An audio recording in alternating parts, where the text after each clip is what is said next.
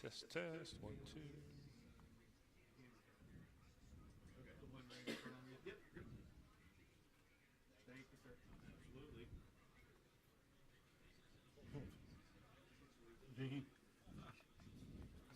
Ladies and gentlemen, Check, check. You go ahead and intro whenever you want. students, Maybe give me a thumbs up. Reporter expired 8 years ago. Mine did too. Last time we did it, we all did it in the auditorium. I thought this was 2013. I saw my car. I thought they'd done it one other time. I think that was it. We all did it in the auditorium. Teachers before school started, everybody was there. Like Brandon. Yeah, Brandon was here because I kept texting me. Rick's number was the next sheet, and I kept texting that lady. I kept texting Brandon and Karen. I kept texting. I started it. Then I started. I did the first hour, and then I quit. I took a break, and I deleted the email by mistake. How to get back on? And I went back through, and it took me about 20 minutes, and I just kept going like this. And wait. I got stuck on one spot. Said I had to click on these sites. We are looking live. I did. Just in time for the ambulance to fire up I didn't know where to go from that. It never came up next. from Derry Area High School, So I called her, so she home of the Trojans, as your Freeport Yellowjackets Yellowjackets, walk on to was okay. assistant what coach, we call the west Duran, side of the field, west end zone. Mike I think we're looking due south. Shane McKillop, Sean King, So your Freeport Yellowjackets are on the field now, waiting for Derry to make their way. They're huddled up in the east end zone. This is Eric Westendorf, co-hosted tonight by Bob Buderbaugh, who's on the camera. So if you don't like the camera work, you can jump on Bob's Facebook. Looking to give you folks the best shots of the football season tonight. You don't have the attention span to do both. So this Wayne Greiser was on the call last week, but he's on softball duty. So glad to be working with Bob Buderbaugh, former Freeport Yellowjacket himself. Bob, you had the opportunity to listen to an interview from Coach Roan from Derry, and didn't have the start they were looking for last Friday night at Ligonier. They got a big transfer down there, number 77. Got a good look at him. Field level, he is going to be a game changer, I think. But thankfully for Freeport tonight, 77 is ineligible. But a lot of good skill players, a younger team like we saw with Indiana and Freeport's young. So tell us a little bit about what you know about Derry. Yeah, first-year quarterback here for Derry, and the offense certainly a little bit young. You know, from an underclassman standpoint, they're going to rely heavily on that offensive line to try and move Freeport up front. They were not successful necessarily against Ligonier Valley last week in trying to do that, and the head coach there of Derry has said that, you know, he wants to see that offensive line play a little bit better this week, and is going to need to in order to get the win here against Freeport. Freeport coming off a very big win at Indiana last week, so you know, the prognosticators, Eric, I believe have Freeport winning this game, but we'll see how things turn out. If that offensive line for Derry can move people, and the strength of their team is certainly their defense, with returning starters at the cornerback positions. They've got a strong inside linebacker in Brady Brown, so that they're going to rely heavily tonight on the defense to try and stop these Yellowjackets. Thank you for the insight there. Already I don't have a 68 on my roster, so I'll have to pick up the names of one of the captains. But captains meeting in midfield for Derry. Number 60 is Colin Barkley. Number 65 is Owen Monick. And number 33, Brett Klim. For Freeport, we have number 5, Sean Sellinger. Number 77, Wade Potoshnak, I believe, is out there. Number 33, Amos Glenn. We call him Mickey. I didn't get yelled at last week for calling him Mickey, so I'm going to stay calling him Mickey. I've been coaching Mickey since he was 6, 7 years old. I know Amos is his God-given name, his dad's name, but always be Mickey to me. And I think the other captain out there for us is number 23, Dawson Gaylott tonight, nephew of head coach John Gaylott. This is just the second game under new offensive coordinator Dylan Henderson. Great display of offense last week and make some runs. Mickey Glenn went for over 100 yards. I think all the touchdown scores were different. Passing attack through the air to Matt Wisniewski and Danny King. Easteen had a great game. Sean Sellinger, H-back slot position. So a lot of offensive weapons for Freeport. Looking to build off last week's rubber match win. We won down there. We beat them 2 years ago. They had a revenge game against us last season. So it was great to get that win against Indiana to start the season. I think that'll build a lot of confidence towards tonight and as we start to move towards section play. And as I mentioned there, Eric, Derry's going to elect here to defer in the opening kickoff and put that defense out on the field, the strength of their team, to start this game. Bill Belichick Belichick style, yeah.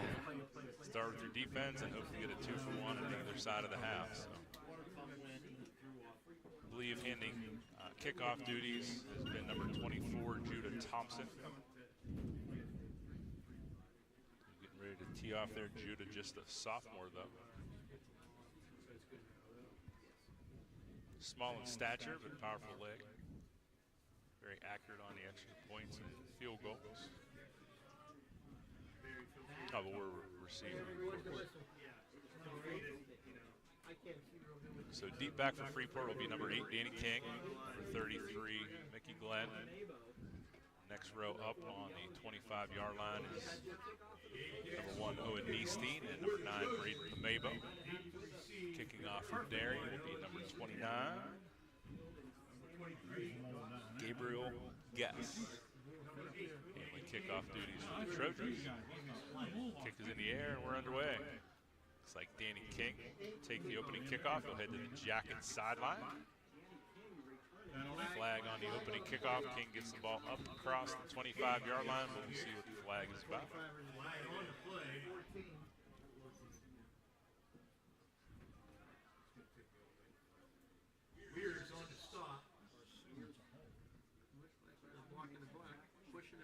Blocking the back against the Jackets, not a great way to start. It's going to back them up in their own end. No, they don't have the ball set yet. To start this first possession, not a position you want to be in. Starting offensive line, you'll see some combination throughout the evening of number 56, Cole Troutman, number 67, Sam Austin, number 68, Salvatore Coppola, number 71, Matt Wallish, number 76, Hunter Lang, and number 77, Wade Potashnak. Speaking of Hunter Lang, his dad Joe back in the hospital, watching us on the High Top Sports Network. Thinking of you, Joe. Keep fighting. We're right here with you, buddy. Opening handoff is Mickey Glenn, spins around for the first tackler and avoids another one. He's up the Trojan sideline, gets run down from behind. It's up near the 25-yard line. Start with a big gain by Mickey Glenn, picking up right where he left off last Friday night. First down for the Jackets. Mickey Glenn, quite the shifty running back. He's got some good moves inside the hole there. He is elusive. So you're not going to see a bunch of variations in the offensive weapons for quarterback Drew Ross, number 11. This side of the field on the left, you have number 8, Danny King, and number 1, Owen Neesteen. Number 5, Sean Sellinger is in the H-back to the right. Jet action there, gives the ball to Neesteen. Nice 5-yard gain. Number 13, Matt Wisniewski, split wide to the right side of these formations. You will see Neesteen and Sellinger move around a little bit, but for the most part, Wisniewski stays right and King stays left. It's also working out. I've been coaching Mad's little brother, Cannon, since he was in 3rd grade. I've always said Wisniewski, and then they did a media thing beginning of the season, and Madden said Wisniewski, so I'm trying to relearn about trying to correct that. Yeah, name. you know, gotta affect that muscle memory. Jet action fake to Neesteen, throws deep. Sellinger, nice route, gets the ball. Big gain down the middle for Sean Sellinger. Might have got away with a little bit of a push. Referee doesn't call it a penalty, so I'm not either. That's a big gain for the Jackets deep inside Trojan territory to be 1st and 10 with the ball spotted at the 28-yard line. And That big offensive line for the Jackets is right up on the ball and ready to keep rolling. Dylan Henderson likes the fast-paced offense. They are absolutely going higher tempo here than I've seen in past Jacket football teams. Tempo seemed to be working for them here on this opening drive.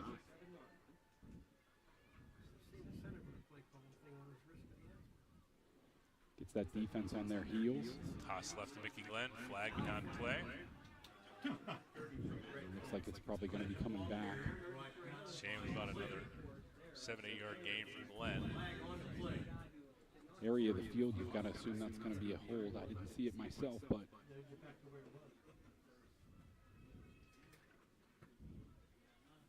blocking it back. a couple of early mistakes here by the Jackets, costing them some on both the opening kickoff and then here on a nice pickup by Glenn. Negated by the penalty. It's going to be 2nd and 2, 2nd and 3. Now it's 1st and 20-ish. I'm sure Coach Galoff's going to want to see that cleaned up throughout this game. Sellinger left, Niestein right in this formation. Niestein to the wide side of the field. Nice little curl route there. Hit him right in the hands. Niestein was more worried about the move there. Forgot to catch the ball first. Got to bring that ball in before we can make that move. Bring up 2nd and 20. Created good separation there. Just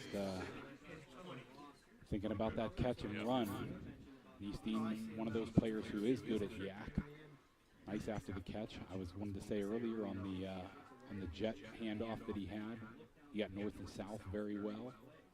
Certainly a player that's developed into a good offensive weapon for the Jackets. And that's from a lot of 7-on-7 work with Drew Ross, both with the team and even independently.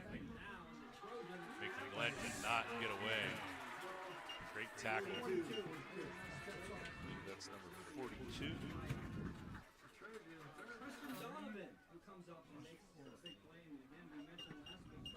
Donovan's tackle there on Glenn. Bit of a surprise to the cameraman. I thought Glenn was headed upfield. He was going in the opposite direction. Donovan with a nice tackle. So you're saying it's Donovan. I had my roster is 44, so Donovan's 42. Thanks, Coach Dillon. Got that message from me. Appreciate it, buddy.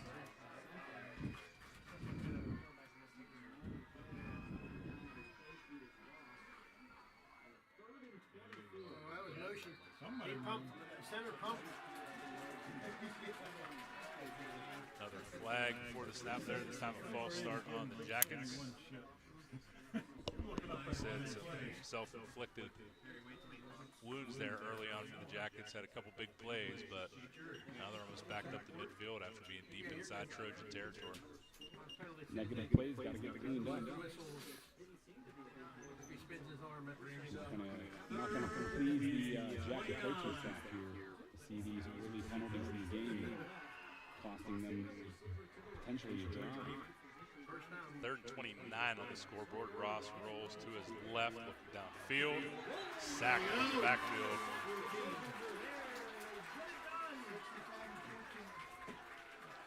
Number 14, Caden Weirs on the sack. Going to bring out punting for the Jackets. Brings up a 4th and 35. 4th and 35 will not make the offensive coordinator or the head coach very happy.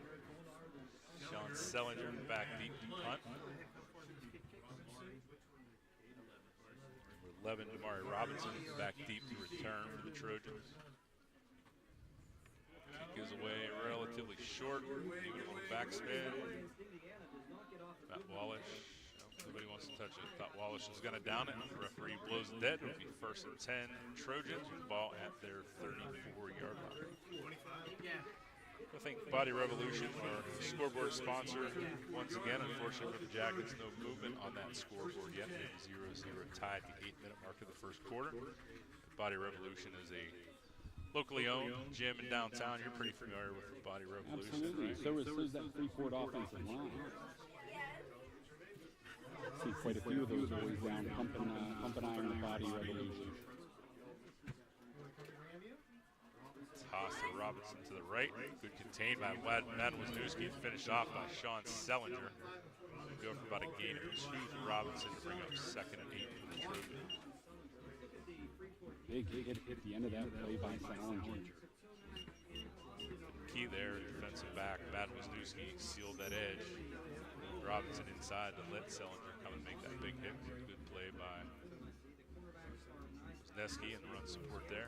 Robinson in motion. Oh, big hit. Danny King just drilled Robinson. Little bubble screen. The quarterback hung him out to dry, and Danny King just drilled him. Be a timeout for Derry. Pretty sure probably just knocked the wind out of him. But Yeah, Robinson's still down on the field here at the moment. it's a classic form tackle by Danny King. Hopefully under this timeout, Robinson will be okay. Just said probably got the wind knocked out of him, but the offensive coordinator, like, do not throw that bubble screen high. Yeah, not what Derry wants to start on offense either. The story of the first quarter so far has been some negative plays by both teams.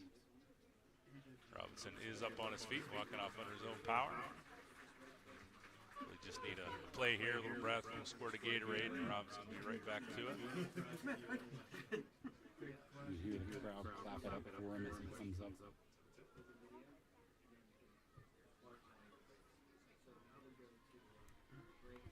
So Derry's quarterback is number 20. Anthony Sacco, sophomore. Boy, the big offensive defensive end, Wallace, certainly sticks out for the He does. Jackets there. 6'5". Gonna be another penalty on the Jackets. Offside, Freeport. Change it. Jackets are going to get a little bit of cardio work in the beginning of the week next week. What do you think? And There not may for be a cardio couple- purposes. Maybe a couple of laps getting run here. With all the laundry that's been on the field thus far, coaching staff certainly not going to be happy with that early in the game. Actually, I think they're looking at Robinson's shoulder there down on the training table. Neck and shoulder. Ooh, Big hit we by got a Sean Sellinger. nice throw by Salinger there on the run play. Ball carries number 33, Brett Clem. Brings up 4th and 4, and looks like they're bringing out the punt team for the Trojans. Wisniewski team to return for the Jackets.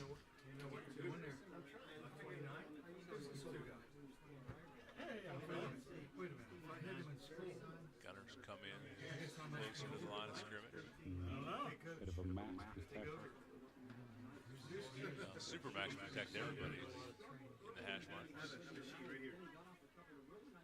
they're going to try to draw him off sides. Oh, he's still going to block. Even at that max protect. Cam Schlegel, number 14, the sophomore. Nice Gets play the by block. Schlegel off the edge. Freeport recovers, and we're in business. 1st and 10. Ball at the 26-yard line. Big special teams play for the Jackets. Schlegel, another one of those quick, shifty, long, lean, outside linebackers, defensive end. In the mold of the Colton Otterman style. Yeah, Colton Otterman. Looking for those lean, athletic outside linebackers, edge rushers here for Freeport. Coach Duran loves those guys. So 1st and 10, got Sellinger and King to the right, Wisniewski and Easting. Actually, those first two are to the left. Wisniewski and Easting to the right. Ross outside of the pocket could not find an open receiver. Good coverage by the Trojans. Flag behind the defensive line of scrimmage. Looks like the early indication is it's going to be a hold here against the Yellowjackets. Self-inflicted early on is the story for the Jackets.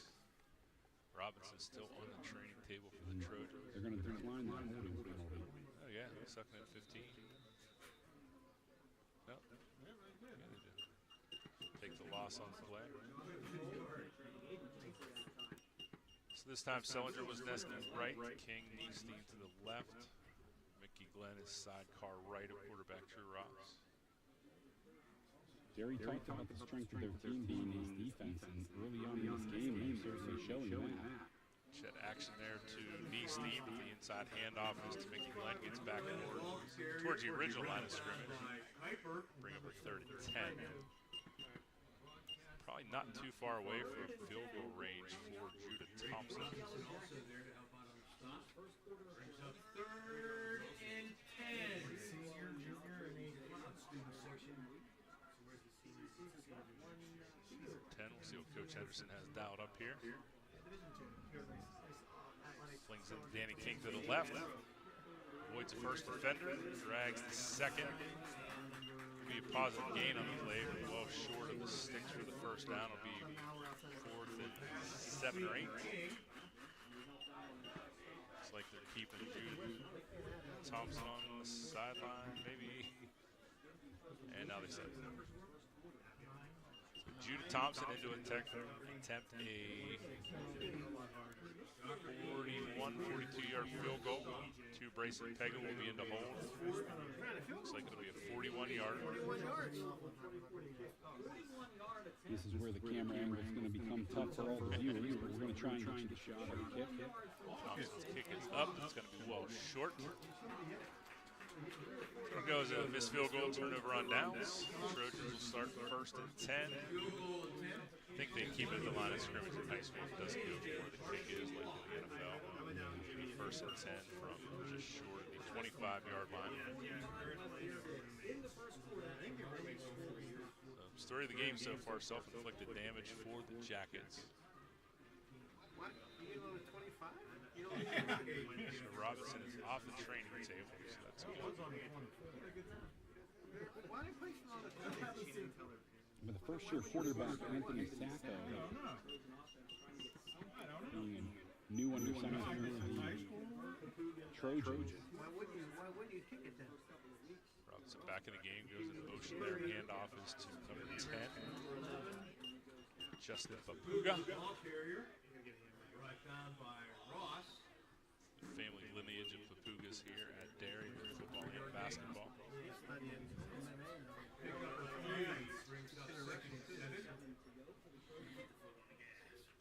Puga, big back.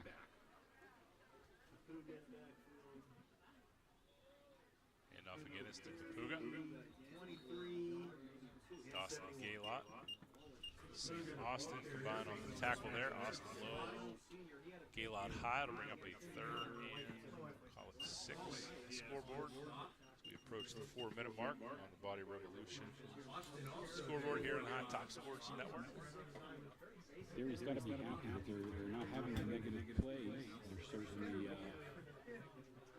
certainly staying manageable on these 3rd downs. Definitely more disciplined so far than Freeport.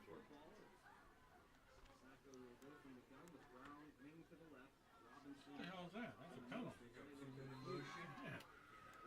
There's going to be a flag on the play here. Announcer Jenks. It might have been a timeout call. Okay, it's a timeout, so we're going to go to our first commercial break. Going to give this a shot anyway. Sports Medicine's athletic training staff provides services to more than 70 area high schools and colleges. Message for our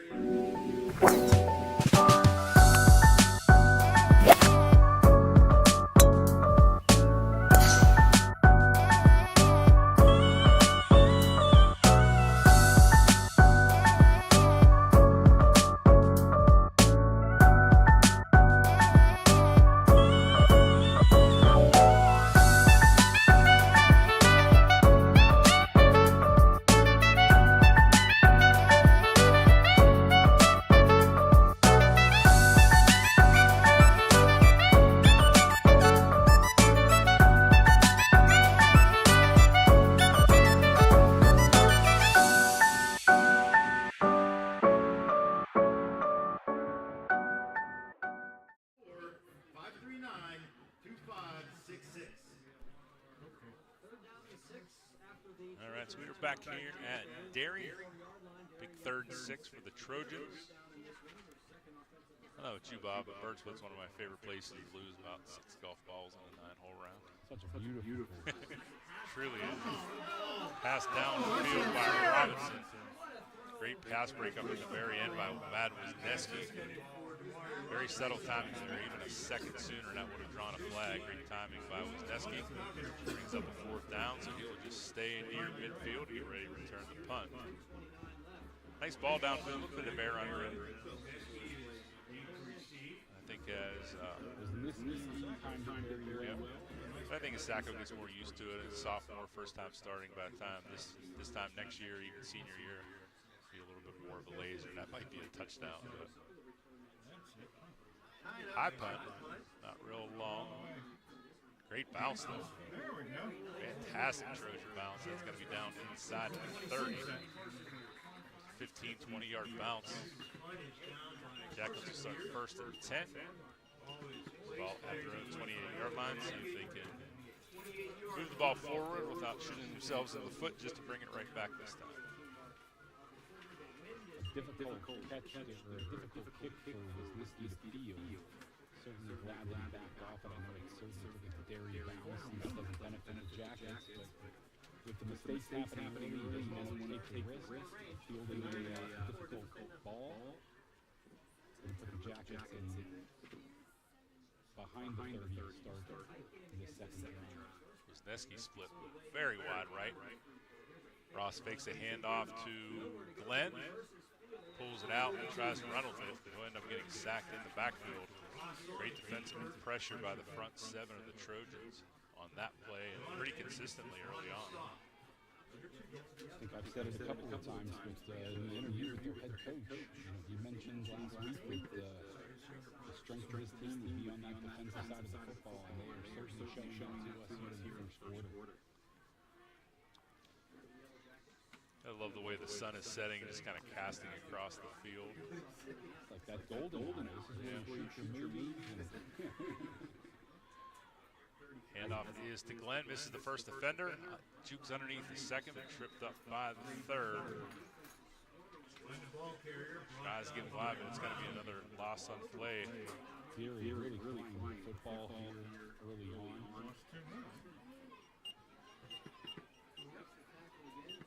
Third and 17, I believe, for the Jackets. 3rd and 17. King and Sellinger to the left in this formation. Wisniewski and Neesty to the right. Mickey Glenn is a sidecar left. Drew Ross out of the pistol shotgun formation. Looks downfield. Pass over the fingertips of Matt Wisniewski. 3 and out for the Trojans, followed by a 3 and out for the Jackets. Can't imagine they're going to go for it here, right? No, We're going to have a couple punters. Yeah, we're going to see some big punt football. At some point non-section play, he is the punter, and I was just about to say, at some point in non-section play these first 3 weeks, you're going to want to put a fake on video just to give them something to think about. Former quarterback, Sean Sellinger, he was a JV quarterback when our boys were playing. Big arm. Big arm. So they say. So Neesty downs the ball right at midfield. It'll be 1st and 10 Trojans. Pretty decent job flipping the field there. Their punt got a big roll. Ours really didn't. So For those dozens of opposing coaches that are listening to the broadcast and scouting the Freeport Yellowjackets, we're letting the cat out of the bag. Our punter has a big arm. I've seen him. and he can run. I've seen him in JV games in years past. Hit his cousin Cyprian Salad for about a 60-yard touchdown. Non-section play, you're going to want to put that on tape, right? Absolutely. Give their defensive coordinators one more thing to worry about. Got to give him some sympathy. That's the Bill Cowher way. Handoff is to Robinson. Slowed down by Drew Ross, finished off by number 23, Dawson Gaylock. Go for a 5-yard gain for Robinson. 2nd and 5. Freeport's playing a little bit left and right on offense. Derry's more right down the middle, picking up. They're not getting chunk plays, but they're getting positive yardage on They those wanted to plays. see improvement from their offensive line. They're getting that improvement here in the first quarter of this game. They've got a nice push-up run. The Jackets swarm on that play. Hand off to Brady Brown. No gain on the play. 3rd and 5. And Jackets front 7 encouraging, smothering the running back on that play. Wallace in this formation moves to defensive tackle. Brady Pega is on the right outside linebacker. Wallace is a little bit more of a defensive end. Now he's up right here. Blocking there with Sean Sellinger. It's going to be a man gain, a small loss on the play for Derry. No gain, 4th and 5. Looks like they might be going for here. Oh, yeah, Place to do it. Yeah, the area 4th and 5 from the 45. At least maybe try to drop them offside. Jackets offense has not scared them so far in this game. They draw them off sides, and that's going to get the Trojans First down. close to a first down. Flag on the play. Should be. It's like the right side of the Jackets defensive line. Coach's running over trying to call a timeout before. Got him with the hard throw. Timeout beforehand. So Freeport had a player, I'm not sure if the camera caught it, number 10 was trying to run off the field before the snap. Looks like Freeport got a timeout right before the flag flew, so there's 7 seconds left in the first quarter here. A little word from our friends at Sprinkles, my favorite. Hi everyone. Hi everybody. Hi everybody. Hi everyone. Hi everyone. Hi everyone. Hi everyone. Hey everyone. Hey everyone. Hi everyone. Hi everyone. We're here tonight at the Richard G. Snyder YMCA. T-Bone. Guys, that's right. It's $5 sushi Wednesday. Produce sale. Bananas.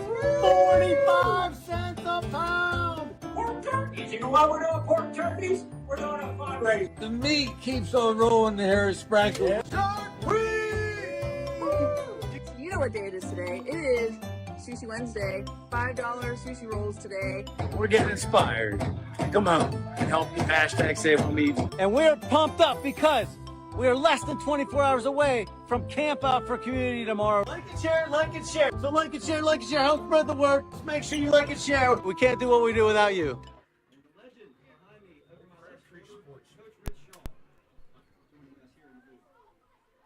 Sorry to cut my buddy Doug Sprankle short there. Sprankle's neighborhood market. Oh yeah, hashtag save on me. Big 4th down and 5 here. Now right out of the timeout. Oh, give us some more time to talk about that delicious. Is that an official? Is that an official timeout? Is that Derry? It might be a Derry. Okay. Yes, sushi, fresh sushi in downtown Saxon. Absolutely. Delicious too. I'm a big hoagie guy. Their hoagies are fantastic. So my big ass this year we've been. Amazing. Yes. Old school supermarket, super clean, local companies, local brands. Just gives you that old school supermarket feel from when we were growing up. Not a big chain. The days of the shop and save and Foodland. Yep.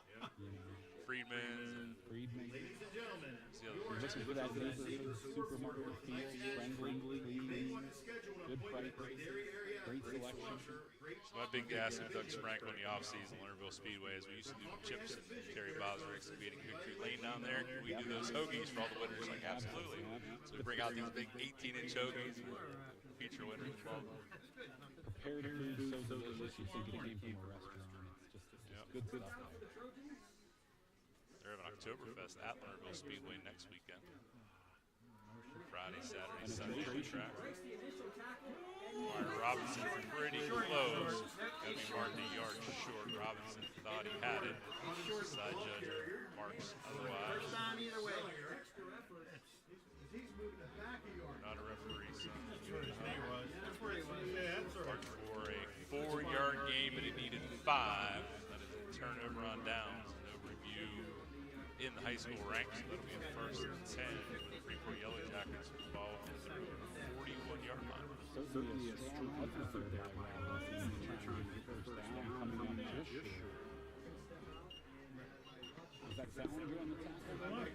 I honestly missed those. Yeah. Well, I was only asking because I also we'll catch it on the replay. Those of you at home will probably follow. Let's check the chat line and see if anybody's telling us. Coach Donald. We call that Eric's cell phone. So what I can do is I can pull up the broadcast on YouTube by tops, and we can have our go to this replay. Got charged in the truck like a fresh bat. What a big play by the Yellowjackets defense.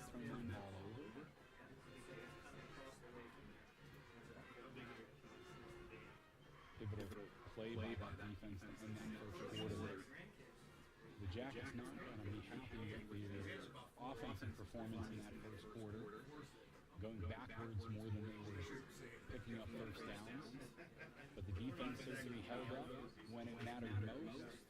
And the Jackets are going to be looking to make some big plays here as we progress through this football game. Right, so now the iPhone will play the role of the replay. Enough of a delay there, will give us the replays. Welcome to the 21st century, Dr. Oliver.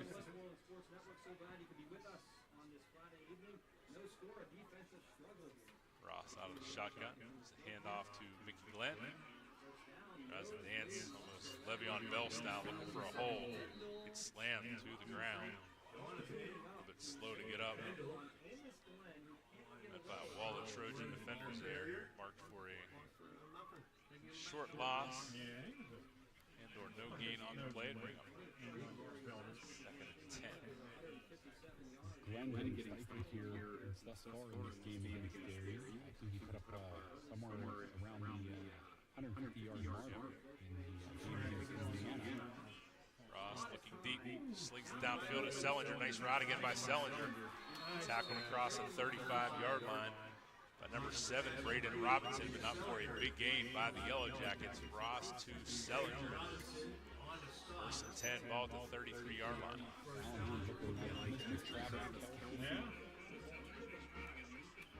Maybe a Pat Fryer get it open down along the hash.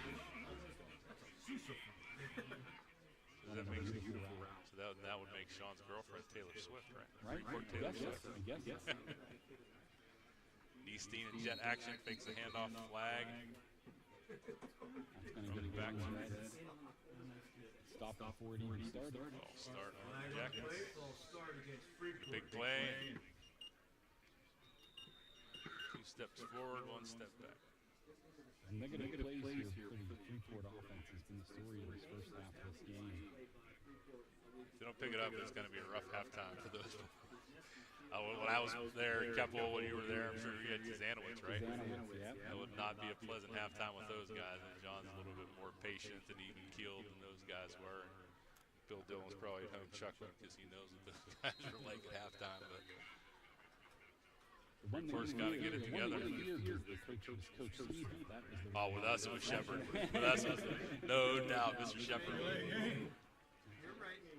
Mr. Dillon, Coach Dillon can bark it out, but everyone was afraid of Coach Shepard.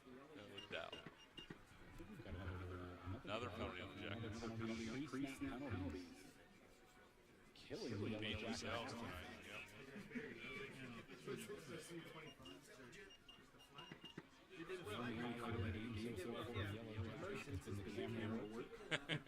Two big plays, to be fair, 2 big plays from Ross to Sellinger. Oh, absolutely. Just need to see some more consistency.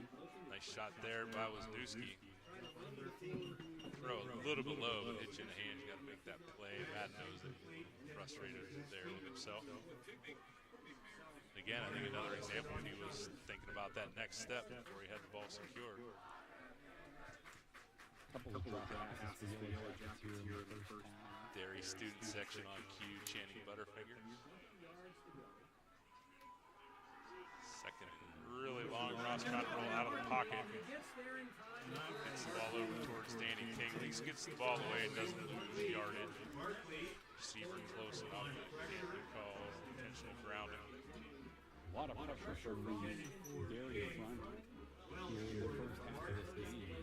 They are absolutely coming after Drew Ross.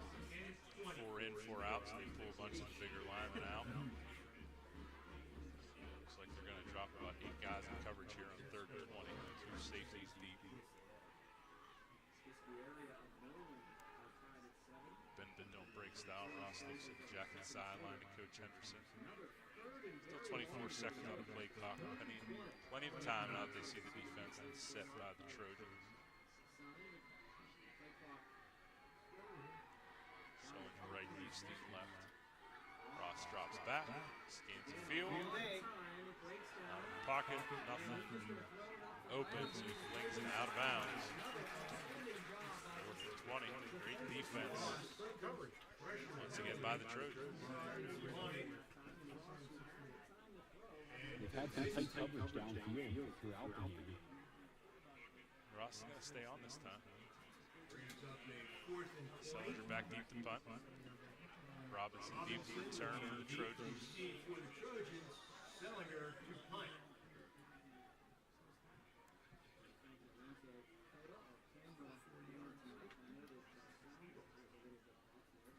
Kick this away, low line drive, top spin off the hand of Robinson. Thankfully for the Trojans, that goes into the end zone. I think that was off the fingertips, at least it looked like from here of Robinson. So I think that should have been a live ball if it hit Robinson, right? Either way, first and 20, or excuse me, first and 10. Hopefully I'm not 20 yards. a little predictive of the penalties there. That's my buddy number 2, Bryson Pega. Younger brother of last year's senior Brady Pega, one of the captains of the Jackets.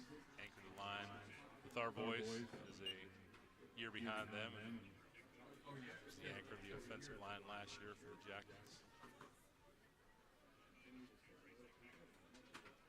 Brady went to West Virginia.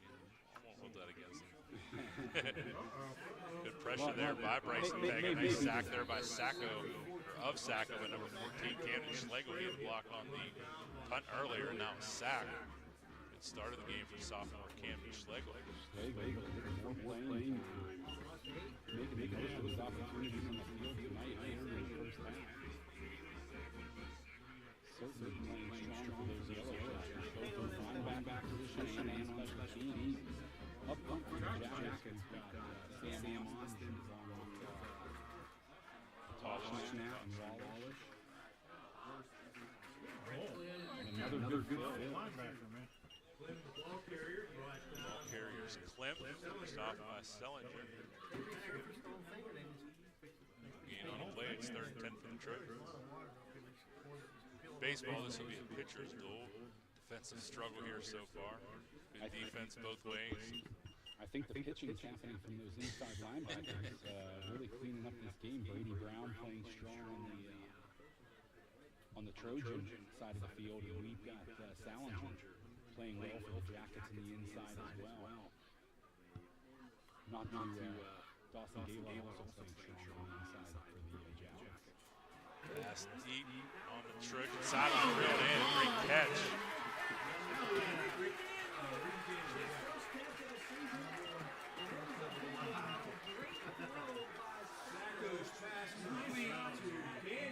Ricky Daniels on the catch on the Trojan sideline. It's a big play in the game here for Derry.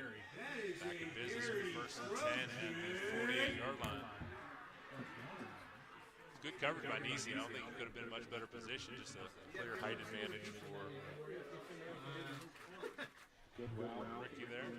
Good athleticism showing on Robinson. Who's the ball carrier?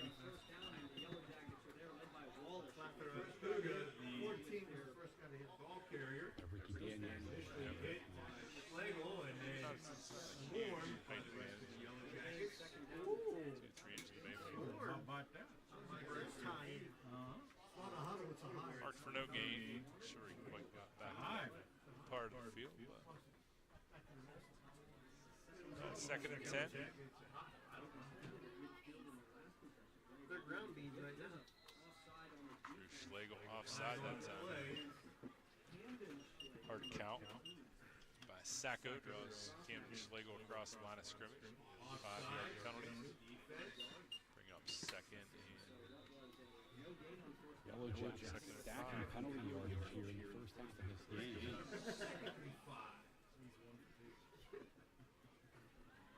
Not with the Jacket fan base, coaching staff, or players has won.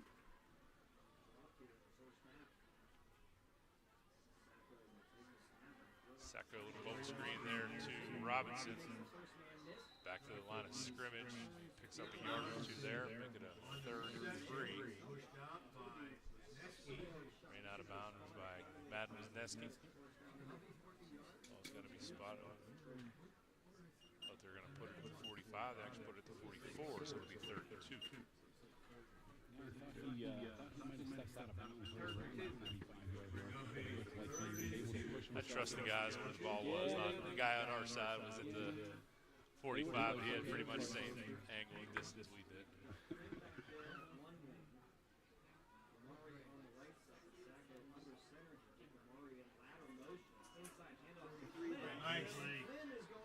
Well designed play, all kind of motion and chaos in the backfield, a little misdirection there.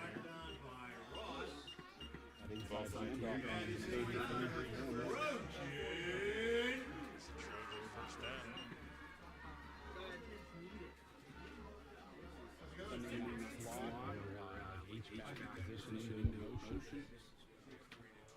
So similar drives from the Jackets. This is where the Trojan defense bucked up. So looking for the Jackets D to do the same thing here. Coach Durant trying to get the boys fired up. Stop the bleeding here as they are now at the Jacket 40-yard line. Handoff is to Papuga.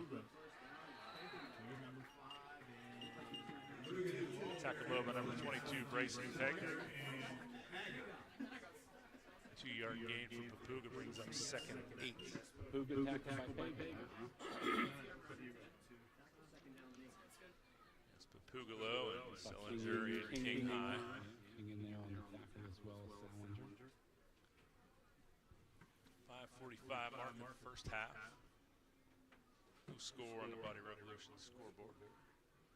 Robinson comes in motion. Good pressure in the backfield. Big sack by Big Sam Austin.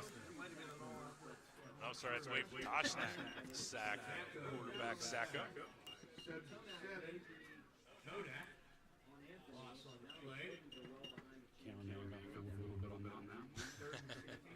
Oh, watch the replay. Yeah, you did. You were downfield. Cameraman thought the ball came out there. So we missed the sack. I'll have to apologize for Wade there.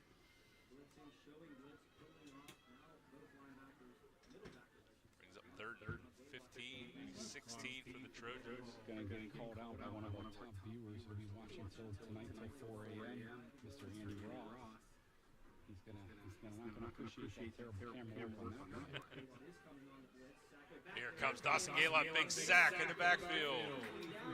Dawson Gaylock came through untouched. Big play from the Jackets to bring up a 4th and long. The Trojans will be forced to punt. Todd Duran's defense rises to the occasion.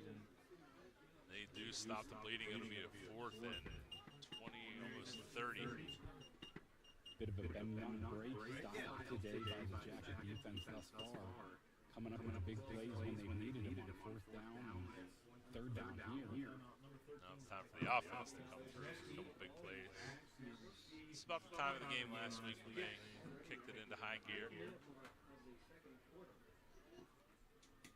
You'd think by this point Coach Henderson is through his scripted plays and they've seen what has worked, what hasn't worked. So.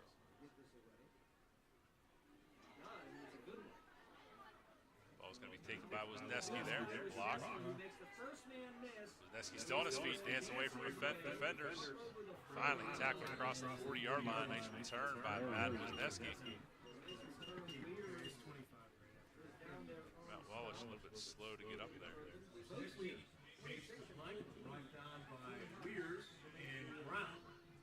Got a lot of guys going both ways, Bob. It's hot, it's humid. In addition to getting yelled at about the penalties at halftime, they're definitely going to want to get pretty well hydrated. It's going to be a long second half. I see a lot of those defensive line and offensive line playing on both sides of the football. Not a lot of rotation by the Jackets in this first half. See a lot last week either until we were up there. Going to need those water bottles. Nice little bubble screen there to Mickey Glenn. Makes first defender miss. Late flag in. It's like going to be an illegal block on Wisniewski. Unless maybe there was a face mask.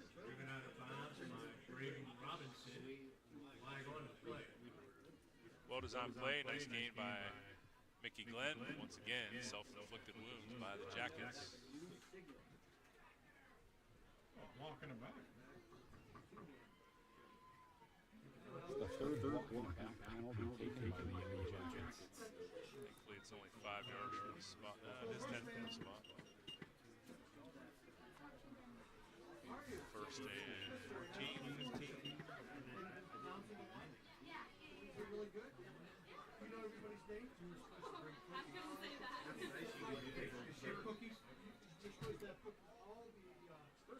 We got some whistles here. We got a timeout by the Yellowjackets. So this time we're going to go a spot for our friends from 898. Armstrong Indoor Athletics, located at 132 South Grand Street Avenue in downtown Katanning, offers a state-of-the-art training facility and top-tier instruction by experienced coaches to help turn your youngster into the best baseball or softball player they can be. Batting cage and bullpen lane rentals are available for 30 to 60-minute sessions, and you can also sign your baseball or softball player up for private hitting, pitching, fielding, and catching instruction with our knowledgeable staff. Be sure to visit Armstrong Indoor Athletics online at aia.team or call them at 724-599-9761 for more information today. Armstrong Indoor Athletics, located at 132 South Grand Street Avenue in downtown Katanning, offers a state-of-the-art training facility and top-tier instruction by experienced coaches to help turn your youngster into the best baseball or softball player they can be. Batting cage and bullpen lane rentals are available for 30 to 60-minute sessions, and you can also sign your baseball or softball player up for private hitting, pitching, fielding, and catching instruction with our knowledgeable staff.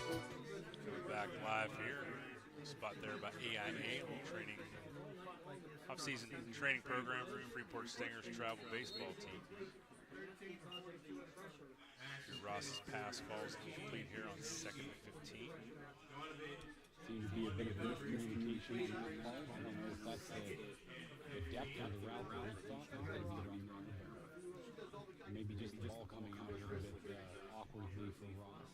Seems to clap after that incomplete pass. 2nd and 15.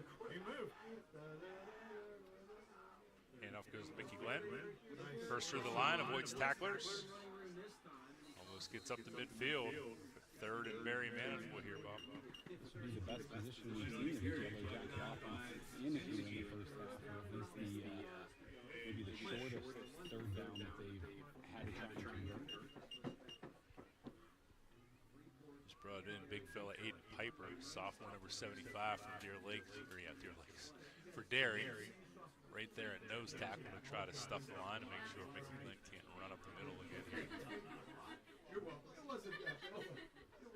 Run stuffer and he'll pass just over the fingertips of Sean Sellinger. Andrew Ross had to get rid of it a little bit quicker than he would have liked. One more step and I think Sellinger might have had a big play there. Instead it's 4th and 3. Jackets will drop Sellinger deep to punt. Maybe the spot here for the fake. You're going to do it. This will be the position. Got Ross at the up back too. We'll go to Sellinger. He will punt. Another low line drive. Good back, good top spin. It's going to roll deep inside Trojan territory. They will start 1st and 10. Looks like they're going to spot the ball right around the 12-yard line at the 240 mark of the first half. Jack's coaching staff was pretty happy with at least that punt, hitting him back inside the 18 yards. Defense played well so far for the Yellowjackets in the scoreless game.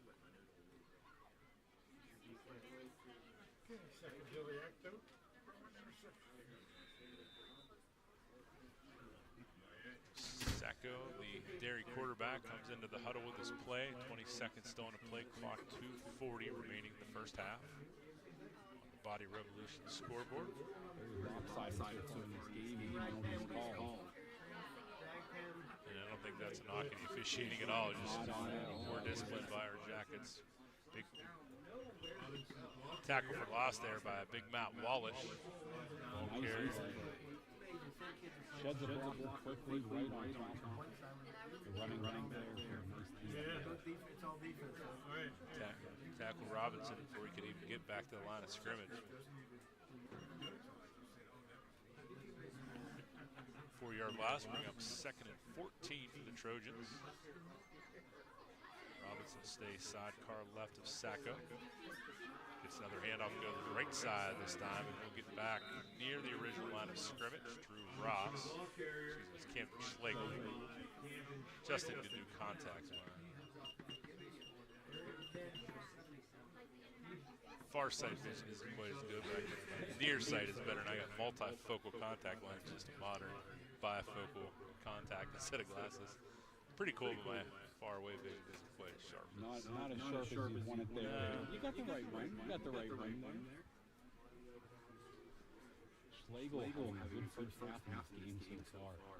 I'm going to give a shout out to Derry. Beautiful press box, air conditioning, windows are nice and clean. Wouldn't even know it's 86 degrees. Right. Third and 20-ish. Nope. Walking it back. Looks like Derry got away with blocking the back, and Robinson still with nowhere to go. Drew Ross with the Toshnak, Quinn Neestein out of contain. Brings up, or I guess that was third and 10, so pick up 3 yards there. Still not enough officiating. You've seen a lot of blocking back penalties being called here against the Yellowjackets. Yeah, but I don't mind that. Mind that no call there because it didn't really affect the play. It wasn't a clear shove. If anything, he kind of backed off. Didn't really move the defender. Judgment call. It's only the second game for the officials too, so we try to give him a little bit of grace. Absolutely. I think I did this changes to graphic here in a second. You got to break this guy that has to wear a shirt that looks like that, right? Protect what's important to you. Family, things, and your bottom line. From safe driving rewards, bundling options, and discounts, Sarah Crispin Thomas can help you create a solution that's right for you. Call today at 724-879-4332 or stop by her office in the Trojan. Change now that we're under a minute in the second quarter, but change the quarter graphic. We're all good now. To be the fastest second quarter most of the viewing audience that was in. It was a long first quarter. Right.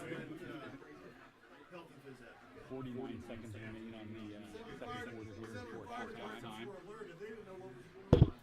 Bad Wisniewski can take this kick vertical. Max protect again. Jackets have enough time to get in the field position or even get into the end zone. They've got to be thinking about running the points before the half here. Duke Thompson will definitely have the win at his back this time. Kicked into it the first time. Punt is going to roll dead. Down by the Trojans, number 60. Captain Colin Barkley down to the 40-yard line. 40 seconds remaining in the first quarter. You're going to see Drew Ross slinging it here these 3 times. Yeah, I think you're going to see the Jackets certainly put the ball in the air. God said, let there be light. Hopefully there's layer here for you folks. Should be on that. See, it looks good on the studio here. Drew Ross slings it out to Danny King, trying to miss the first defender. Picks up a few yards to get the downfield blocking. He was looking for to make that into something bigger. Clock continues to roll toward the 25-second mark. Jackson have already used some time for the short. They don't have They have a full none. complement. They have none.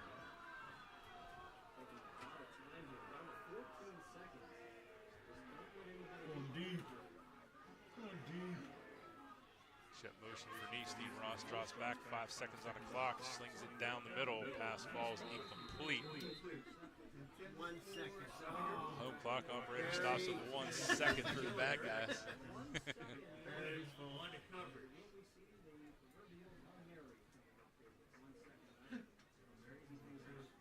Hook and lateral here, Bob. Think. I think the Yellowjackets being the Jackets folks who maybe a little bit of a Hail Mary. That's it. Gonna go as a sack, Drew Ross. 75, Aiden Piper, number 72. Ethan Bendel. on the sack. It'll be the final play of the half. May not be able to hear the band real well because I believe we are going to be on the back side of the bands, but we're still going to try to hang our headsets out of the windows and let you hear as much of the band as possible. Again, if you don't pick it up as well as you normally do, that's because we are on the far side of bleachers, but we're going to do the best because we know that we have some band parents, family members watching Talk Sports Network as well. So the Body Revolution scoreboard still shows 0-0 for both Freeport and Derry. Guess I should have muted your mic for ahead.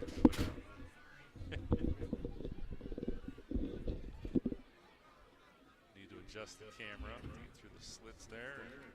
Bob and I will be back to second half action. Once again, the Body Revolution scoreboard still 0-0 here as we bring you performances from the Freeport area and Derry area marching bands.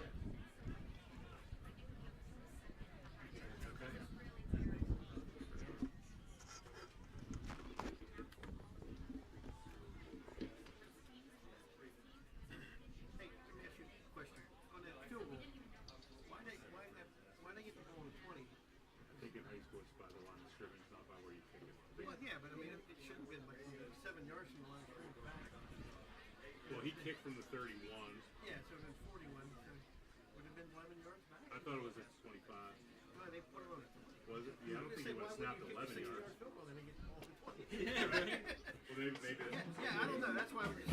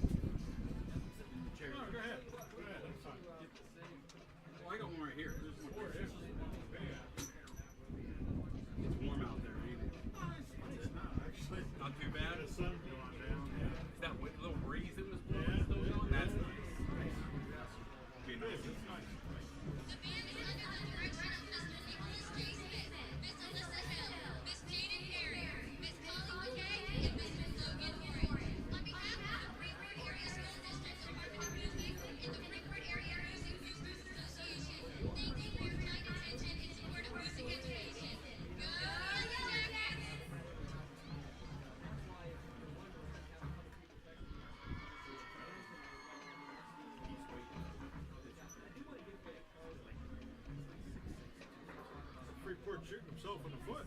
Oh, yeah. Hell, my goodness.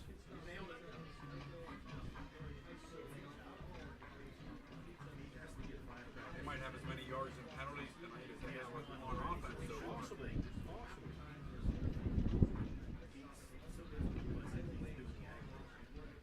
Linebackers are active for them.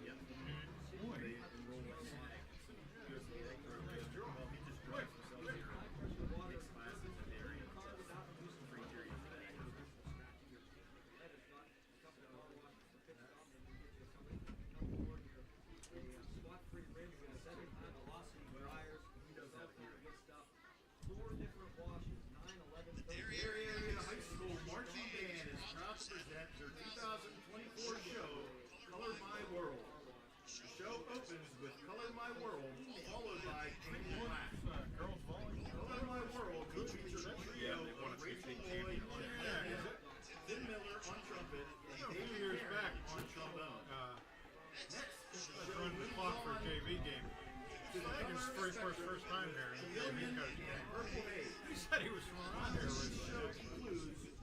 Yeah, he was telling me about their girls volleyball team. Their volleyball coach. Yeah, I mean, it's, you got one of those coaches where he's just not going to lose. He's just He was my high school teacher. He was volleyball coach. Started volleyball, Derry boys. He won 4 states. And one with 4 states and one with.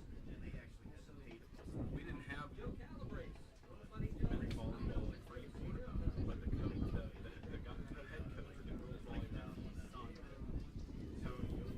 graduated this year ahead of me, and he was like king of beach volleyball.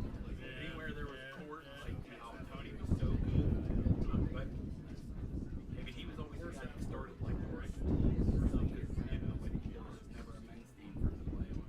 Making's an assistant coach. He started when he was my phys ed teacher in high school. My senior year. And he came around in 1970. Graduated my 50 years. But hey, he came around and he started volleyball. He wanted me to learn to play basketball.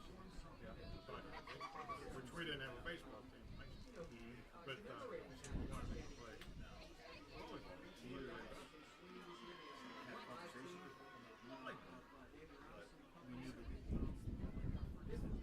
Never heard of something. It was a high school sport. Yeah.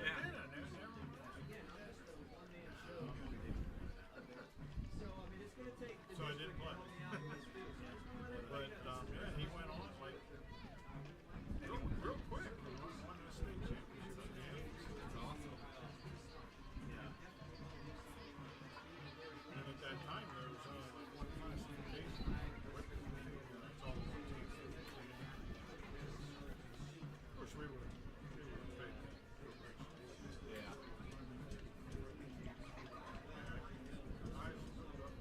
Largest graduating class in Derry, 1974. We graduated 345 graduates.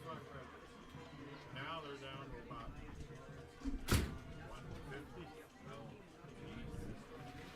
Yeah, Freeport's numbers are down too, because 1974 was the year my dad graduated, and he had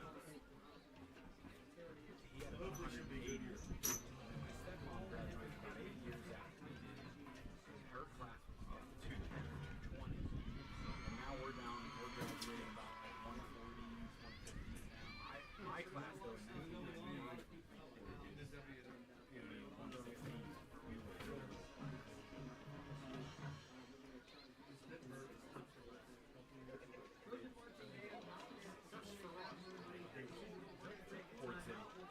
Fort City.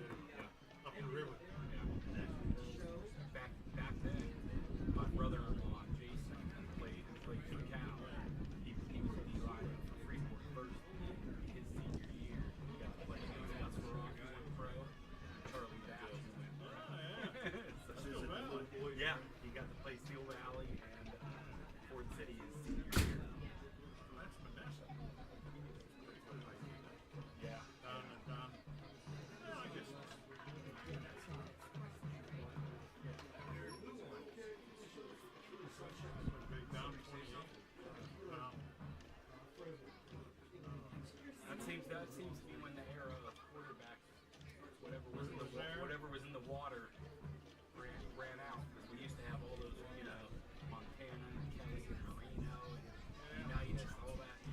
And then the era kind of got you didn't end up with the Hall of Famers. You got at least some starters, right. Farad and Charlie Batch. Right. And now there just doesn't seem to be too many quarterbacks coming out of this area. No, it was. Yeah. I guess you had Terrell Pryor. I mean, that's probably your most recent one, right? I would think, yeah. Would be Pryor. What a shame. As a starter. What a shame. Talent. I mean, he's the most athletic player. Well, seeing LeVar Aries was pretty. That was pretty spectacular. And I saw him at Penn State when I was a freshman at Penn State. LeVar was up there. He has children to a Derry girl. Oh, really? Yeah. She ran track at Penn State. But look, it was either Terrell Pryor or LeVar were probably the most athletic people I've ever seen come out of this area. I agree. Pryor, man, when he played for Jeanette. Yep. He was good. Yeah, oh, absolutely. He had a I bunch of always thought, too, when he went to Ohio State, that I always thought he'd been a better defensive end. Yeah. As big as he was, I thought, you know, they put some weight on him. Make a heck of it. Yeah. State quarterback. I think the last couple of years, I think when he went to Oakland, when he receiver then. I think Oakland when he switched over, I think. Or maybe it was Cleveland when he switched over to playing receiver full time. Maybe, yeah. Because at Oakland, first play of the game, he was quarterback against the Steelers. What, he ran 90 yards? Oh my gosh, that was one of the heartbreaking games we never should have lost type games. Right. That was one of the really devastating ones. There's been a few against the Raiders like that over the last several years where they were terrible teams and we just went out and laid the biggest egg against them. I know. That's Tomlin's MO though. You know what? I read something in the paper yesterday, and I can't believe it. You know, there always been about Tomlin. Yeah. Can't win a playoff game. Dallas hasn't gotten past the division. That's 30 years. Yeah, like the 90s. I never realized the that. 90s. Yeah. Remember the game where Romo fumbled they would have won against Seattle, but Romo fumbled the extra point or something? And that's that's the closest Dallas has been. That or the Des Bryant. Remember Des Bryant's touchdown where they thought he scored against Green Bay and they said he didn't control it through the full catch and they called it incomplete. That was against Green Bay. So Dallas had two big heartbreakers in the playoffs. They haven't won a playoff game in 30 years. I don't think they're going to do it this year either. I like what they have on offense from a passing game perspective. Their running game is sorry as anybody in the league. You know, I was reading the other day, Dak Prescott, this is his last year in his contract. Yeah, They're going to pay him. No, I can't. They just gave, what, C.C. Lamb? Yeah, they just gave CD a bunch of money. A lot. Yeah. Was it like 140 million? Something like that. Or was that Kunu from... Well, that kid from Ayuk, Brandon Ayuk, Yeah, that's it. he got 120, I thought. Okay, yeah. I'm glad the Steelers didn't pay him that money. I agree. I don't want to. I said to my cousin, if you're going to pay somebody, don't pay the guy who forced his way out of his team. You know what I mean? Like, Or a guy touches the ball 7 times, 8 times this game. How much that is? Hey, brass instructor, Mr. Jack Brackett. They're doing mute the mics. Derry area marching band. geez, that thing's hard to Steffi's Country Catering prepares home-style made-from-scratch dishes that will have you convinced Mom made it. Whatever the occasion, Steffi's Country Catering will have you coming back for every event year-round. Find us on Facebook to place an order or to see our Sunday specials, or call 724-54-85047.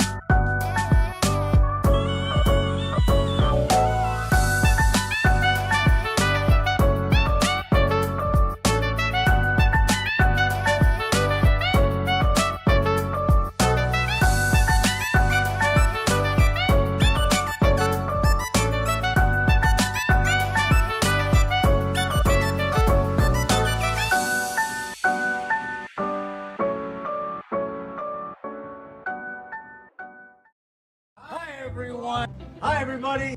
Hi, everybody. Hi, everyone. Hi, everyone. Hi, everyone. Hi, everyone. Hey, everyone. Hey, everyone. Hi, everyone. Hi, everyone. We're here tonight at the Richard G. Snyder YMCA. T-Bone. Guys, that's right. It's $5 sushi Wednesday. Produce sale. Bananas. 45 cents a pound. Pork turkeys. You know why we're doing pork turkeys? We're doing a fundraiser. The meat keeps on rolling here, Sprankle. You know what day it is today. It is Sushi Wednesday. $5 sushi rolls today. We're getting inspired. Come on and help me hashtag save on me. And we're pumped up because we are less than 24 hours away from Camp Out for Community tomorrow. Like and share, like and share. So like and share, like and share. Help spread the word. Make sure you like and share. We can't do what we do without you. Come and see us. We can't do what we do without you. Come and see us. We can't do what we do without you. Come and see us. Can't do what we do without you. Come and see us.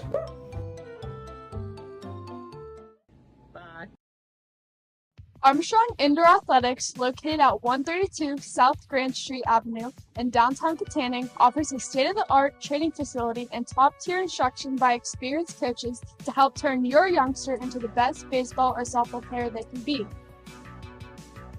Batting cage and bullpen lane rentals are available for 30 to 60-minute sessions, and you can also sign your baseball or softball player up for private hitting, pitching, fielding, and catching instruction with our knowledgeable staff.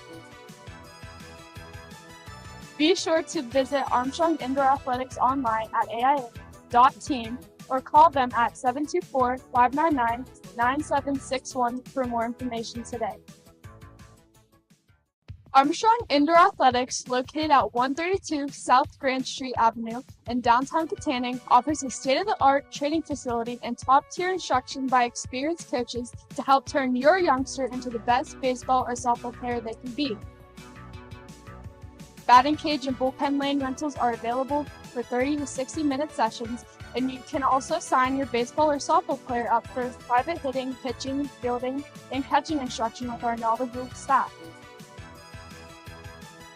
Be sure to visit Armstrong Indoor Athletics online at aia.team or call them at 724-599-9761 for more information today. Life doesn't slow down when the everyday aches and pains have you sidelined. So get back on the field sooner with the care of Olson Chiropractic. Dr. Ryan Olson and his staff treat a variety of conditions for patients of all ages. Don't jeopardize your quality of life and the moments along the way. Let Olson Chiropractic help you find the healthier, younger you. Call Olson Chiropractic at 724-548-1040 to schedule a consultation or see a full list of services online at olson-chiro.com.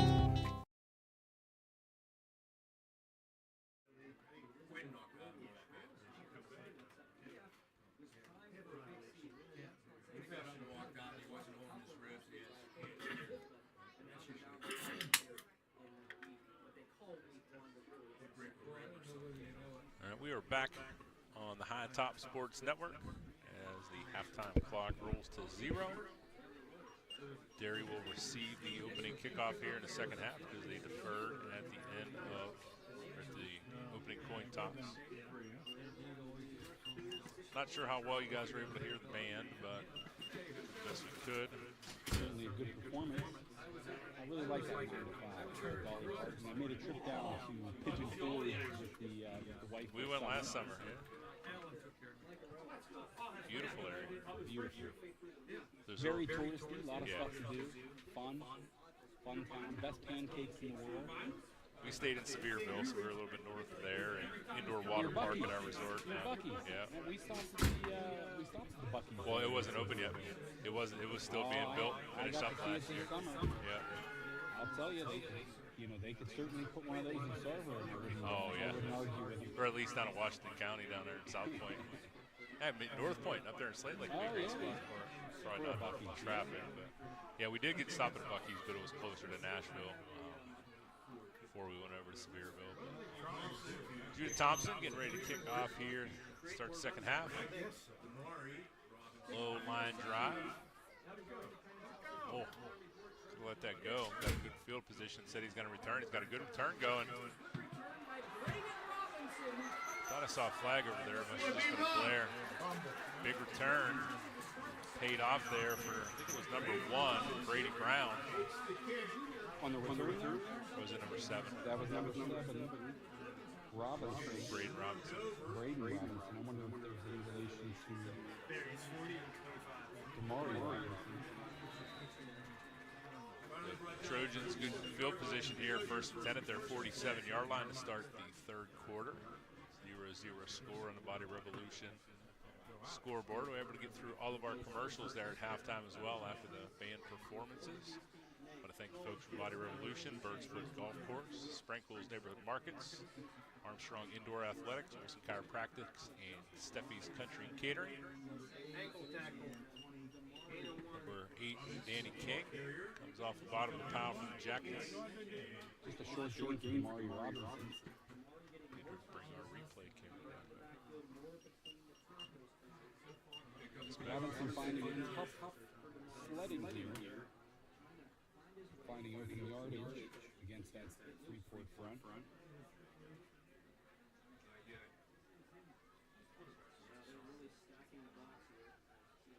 Hand off to Robinson, breaks through line of scrimmage, he's up the Jacket sideline, flag on the play. Number 14, Camden Schlegel is the only player that was tackled on that play. Robinson goes ahoy to the end zone. Looks like he's going to come back and lock in the back or a hold on the Trojans.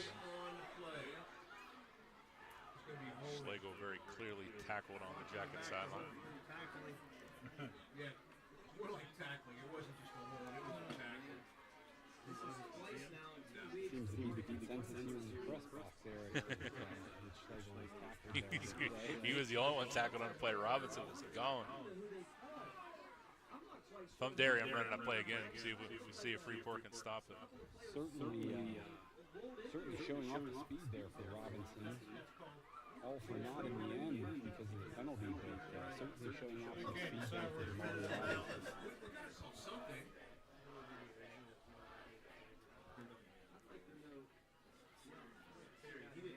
10 yards from the spot.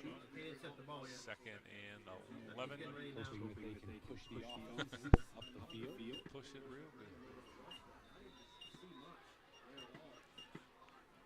Robinson sidecar right against Sacco in the gun. Fakes the handoff. Sacco rolls out, flag before the play, and that is either going to be, looks like it's going to be on the defense.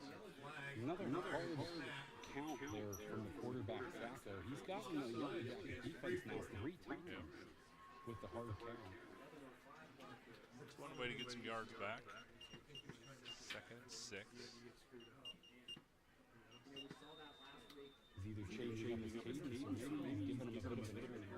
Just a good holler at that line of scrimmage. But either way, he's getting that Freeport defensive line to jump off sides.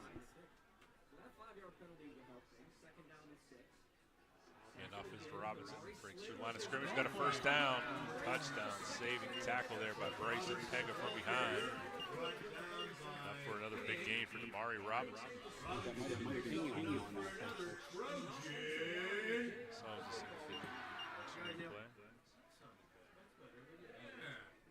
Yep, you're right. Danny King, touchdown saving tackle. Actually, Bryson Pega was tackled by a lineman. That time it wasn't called.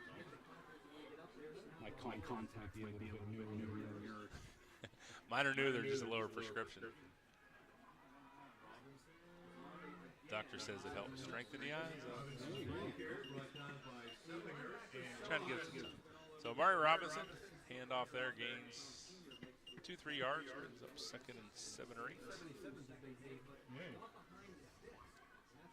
So I didn't want to talk about it because I almost jinxed the Jacket defense after I said tough sledding so far in this game for Robinson. He almost breaks a long touchdown. Again, the Jacket defense standing under him. A high snap there for Sacco. Flushes out of the pocket.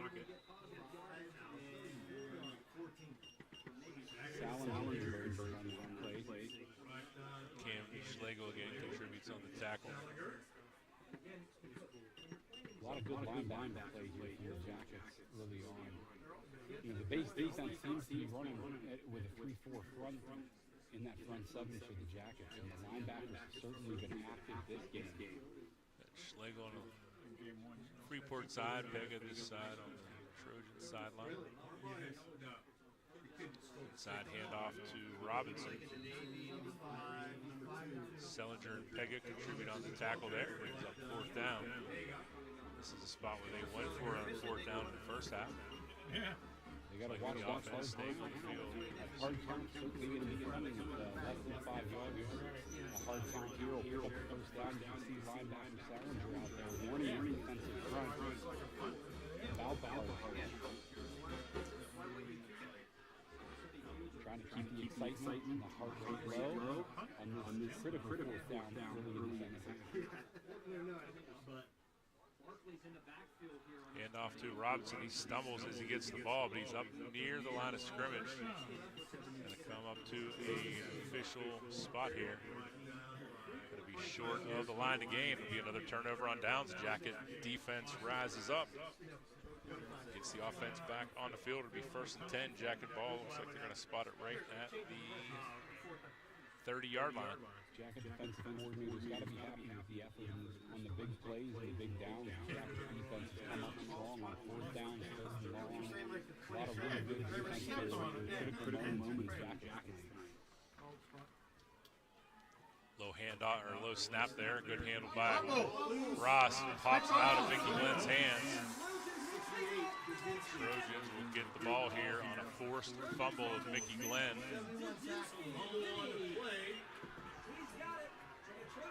So the Trojans get the ball right back here on the 30-yard line. It was a handoff. It was a low snap. Very well handled by Ross. Got the ball to Mickey Glenn. Glenn stripped on the play. Trojans have a 1st and 10 deep inside Jacket territory.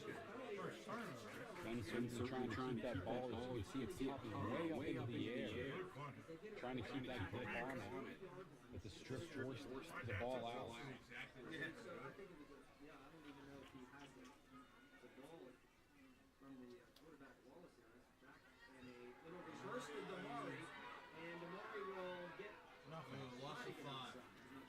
Amari Robinson run out of bounds. Going to go for a loss on the play.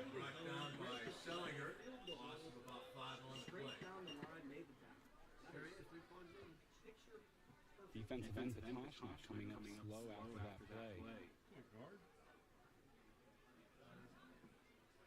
Appears to be limping on that left knee, possibly.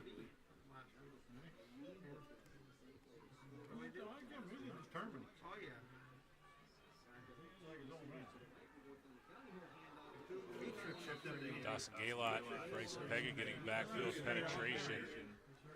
Running back with Puga. Slow to get up. Landed right on the hip bone. I think he saw the C part there, but Gaylott with a quick tackle. Bit of a surprise that they maybe even the running back there.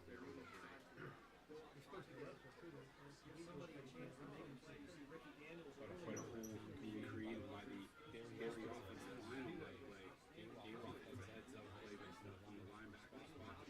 Straight tackle. Single coverage out there on Daniels. Sacco is going to go the other way. Wide open. Sacco gets the ball over towards the Jacket sideline. It's rolled incomplete to bring up a 4th down for the Trojans.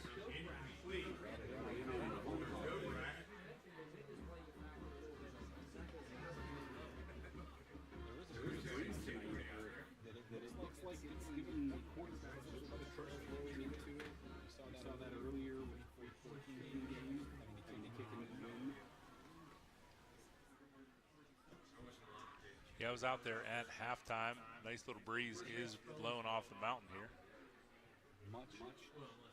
Much welcome in this warm night, warm day.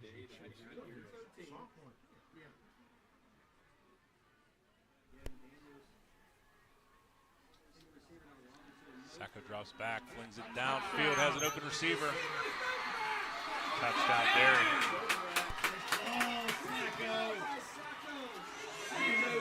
Beautiful ball by Sacco. Pass is complete to number 21 or 31 ball? Like number 21? 21, Max Doperek.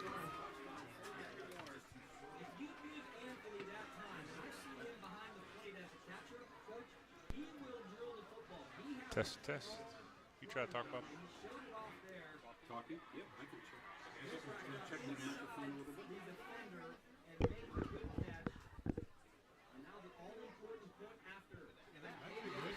Extra point is up and good. Derry strikes first right at the beginning of the second half. As soon as I can get it figured out on my phone here, the scoreboard will read Derry 7, Freeport 0 on the High Top Sports Network and the Body Revolution scoreboard.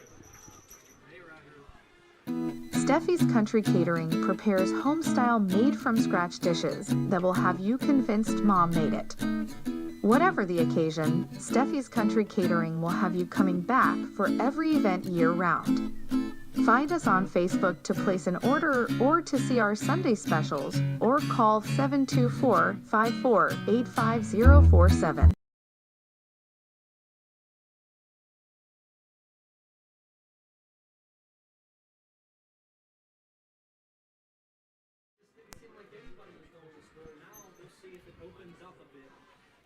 Steffi's Country Catering with their weekend specials.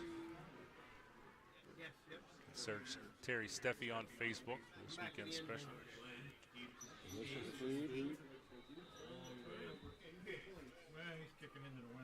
Large portions, cheap prices, affordable prices, not cheap, affordable.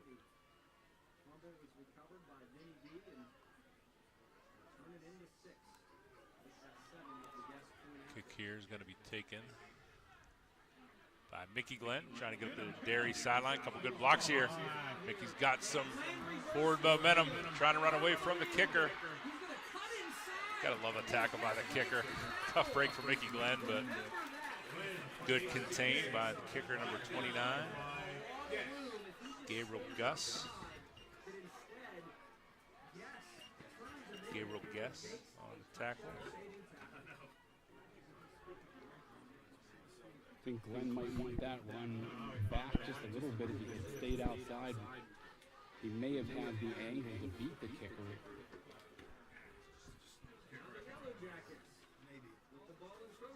He doesn't have the angle we have out here in the booth.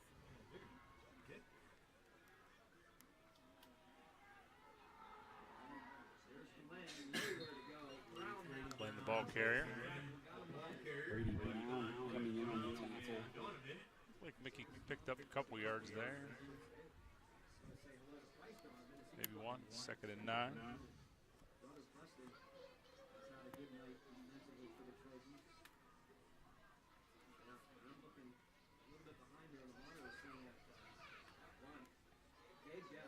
Sidecar left and right. A little bit different formation here for the Jackets. Dawson Gaylott gets the handoff and nowhere to go. That was Mickey Glenn with the handoff and nowhere to go. Tackled in the backfield. So the yards that he just gained there, given back. 3rd and 10. Actually marked 3rd and 11. Neestein returns, coming back to the slot. Ross on the play brings up 3rd and 11. Certainly got to keep an eye out here for Salinger, who was successful. The Jackets have been moving the ball on offense, have been to the tight end.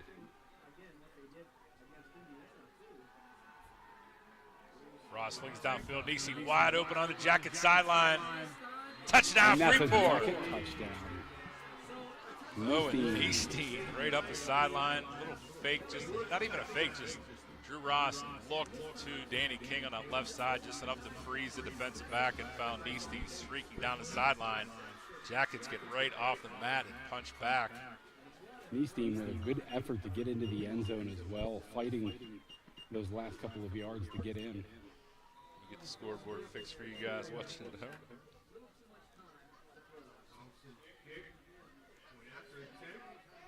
Judy Thompson in to attempt the extra point. Pega to hold. Kick is up and good. Body Revolution scoreboard now reads Freeport 7, Derry 7. We are at the 5:05 mark of the third quarter. Now we got a ball game, Bob. The floodgates have opened up. Derry with the long drive. Freeport with the quick strike. The Derry area football boosters would like to thank Nick Raymond and the maintenance staff for their hard work in preparing the stadium and grounds for tonight's game. A special thanks to the volunteers in the concession stand. Without your help, we would not be able to support the team and fans. Oh, we haven't been able to pull up. Please stop by the concession stand and try some. There's Steffi's Facebook page and see what's good for Sunday dinners this week.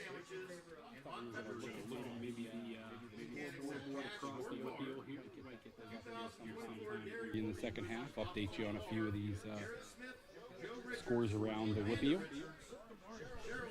Oh, no Sunday takeout this week for Terry. Wonder if that means I'm going to his house for the cookout. Yeah, bad for you guys, might be good for me.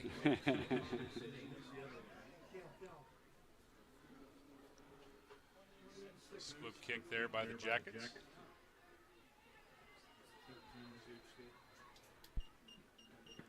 Looks like the return man was number 13. Derry's going to have Ricky the ball Daniels. here short of the 40-yard line, right about the 35, to start their drive here in the second half. It was a defensive struggle in the first half. We have both offenses, big strikes down the field. Turn it into some wide open shootout action here in the second half, hopefully. Mario Robinson really blew the top off it with that run, and then Derry came back with a nice pass for a score, and Freeport answers to Rost and Niestein. Trojans have the ball first and 10 at their 35-yard line. Chaos there in the backfield. Dawson had him high, finished up low by number 2, Bryson Pega. Sacco cut down there to just a short gain. I think it was actually number 1, the ball carrier, Brady Brown. Just got high and low.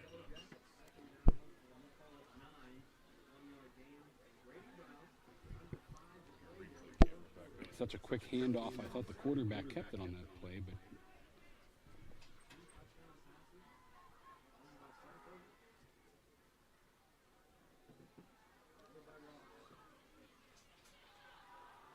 Straight up and down.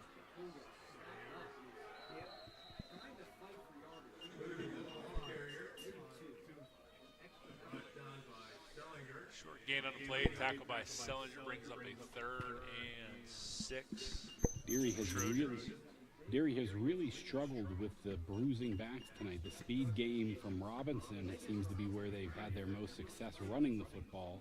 But between the tackles, they've struggled to push that Freeport defensive front off the football. Puga, big kid, just can't get any forward momentum there. Get much forward traction, so it'll be 3rd and 6. Sacco out of the gun, Puga box car left. He'll throw it downfield. Falls harmlessly, complete, brings up a 4th down for the Trojans. King, the closest player in the area. Derry trots out the punt team. Under the 4-minute mark here in the 3rd quarter. Wisniewski back deep to return for the Jackets.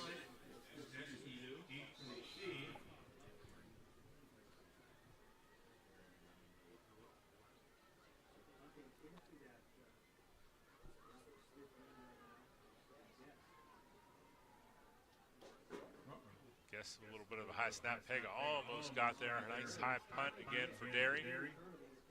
Takes a Trojan bounce and will roll right to the sideline. Down by number 26. Hunter Smith. Jackets will take over 1st and 10. All spotted at their own 34-yard line. So again, no Sunday specials for Steffi's Country Catering. We'll have something good for you next week. It is Labor Day weekend. So. Actually, no, that probably means I'm cooking Sunday. If he was cooking, he'd probably be making some money on the ordeal. So that probably means Labor Day family shindigs at my place.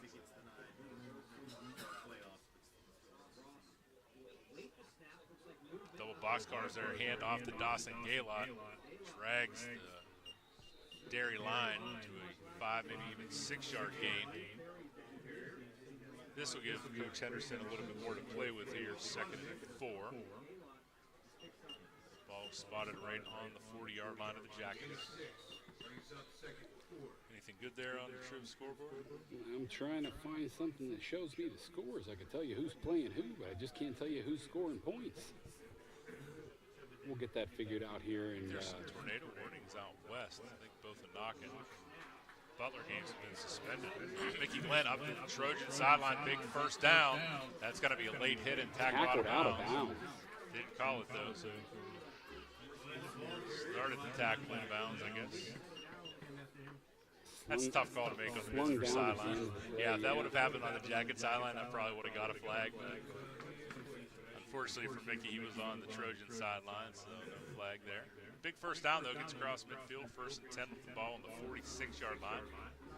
Around the WPIAL, we see Franklin Regional leading 14-6 over Hempfield. Apollo Ridge trailing Jeanette 35-7. Be a revival year for the Jayhawks. Little misdirection there. Mickey Glenn gets the handoff. Be another 5-yard gain for Mickey Glenn. Kiski area trailing Norwin 20-7 at the half. Latrobe out in front of Plum 20-7.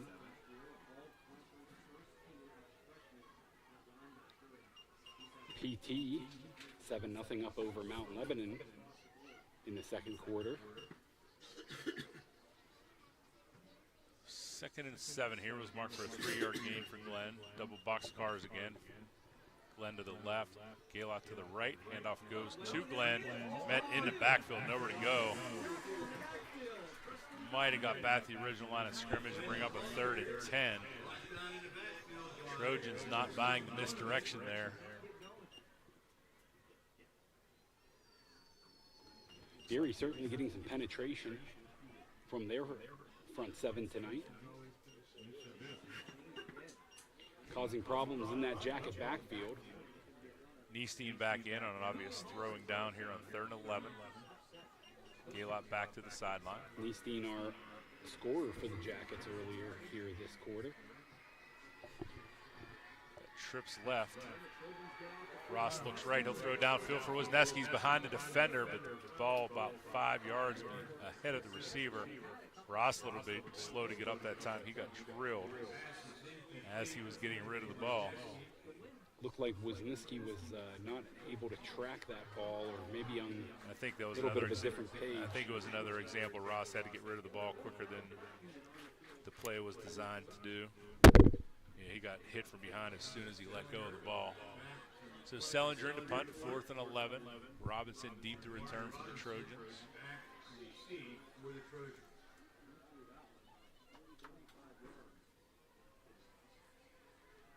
End over end punt. Robinson brings it in, runs past the first 5 or 6 Jacket defenders and gets up near the Trojan 35-yard line where the Derry offense will take over 1st and 10 at the 34-yard line. Sam Austin along with Drew Rawson on that tackle there. So a pair of touchdowns each way, and then a pair of not able to do a whole lot by each offense is the 2nd possession of the 2nd half.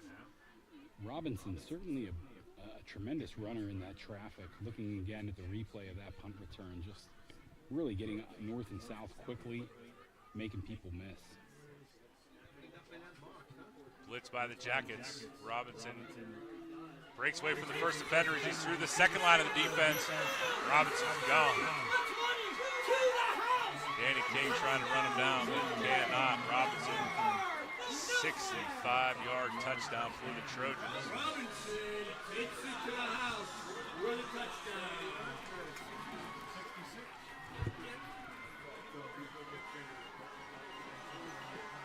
Broke 3 or 4 tackles and then just sprints through the 2nd line of the Jacket defense, and looked like we had one defender that might have had a chance but got cut down by his own teammates.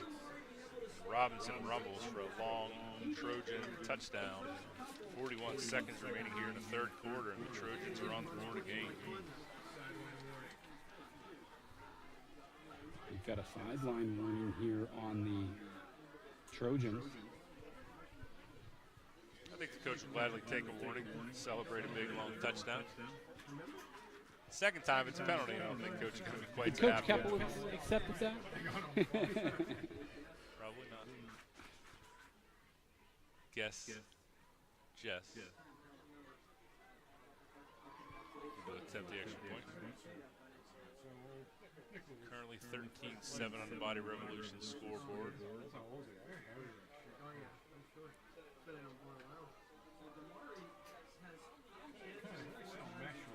Jackets overloading that right side. Not able to get in there and drop it. And we've got a good extra point. Good. 41-73 million in the third quarter. Derry 14, Freeport 7.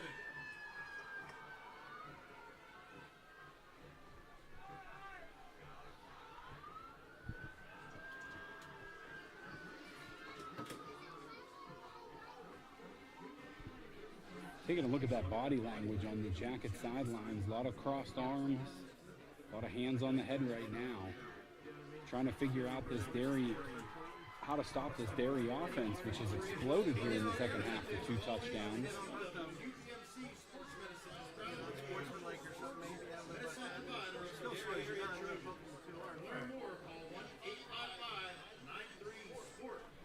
The Yellowjacket defense is going to figure this out. We're going to make this a great second half here of football.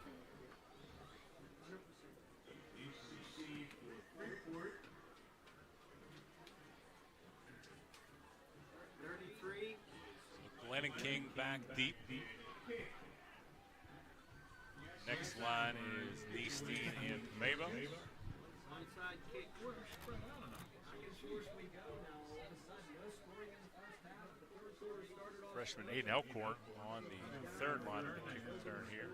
He's actually going to take the ball. He's going to hit him in the chest. He's going to fall on it.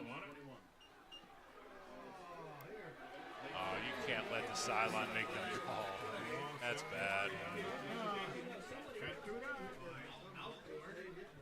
What's that flag coming in for, Eric? Because 20 people on the Derry sideline asked for it. It's either a flag or it's not. You can let the sideline make that call. That's a bad look. Was it a late hit there by the Yellowjackets that's being called?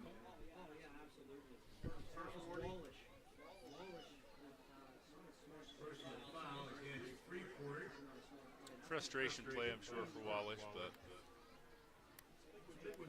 certainly not a penalty the Jackets would want to take.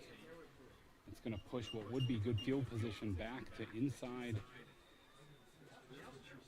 the 30, actually back to the 20-yard line.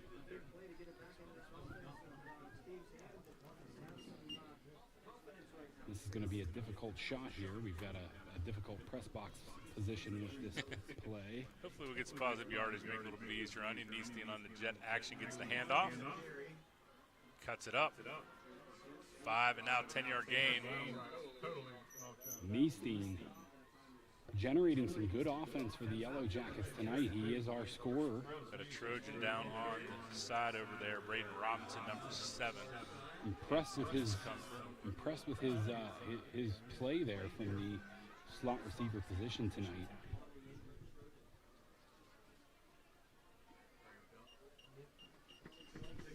So we have a moment here and an injury. We're going to go to the ad from Olsen Chiropractic.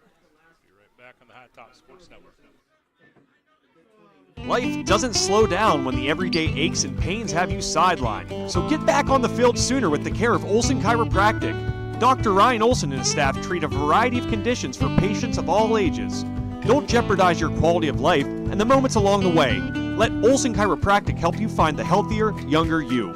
Call Olsen Chiropractic at 724-548-1040 to schedule a consultation or see a full list of services online at olsen-chiro.com. Hi, everyone. Hi, everybody. Hi, everybody. Hi, everyone. Hi, everyone. Hi, everyone. Hi, everyone. Hey, everyone. Hey, everyone. Hi, everyone. Hi, everyone. We're here tonight at the Richard G. Snyder YMCA. T-Bone. right, it's $5 Sushi Wednesday. Produce sale. Bananas.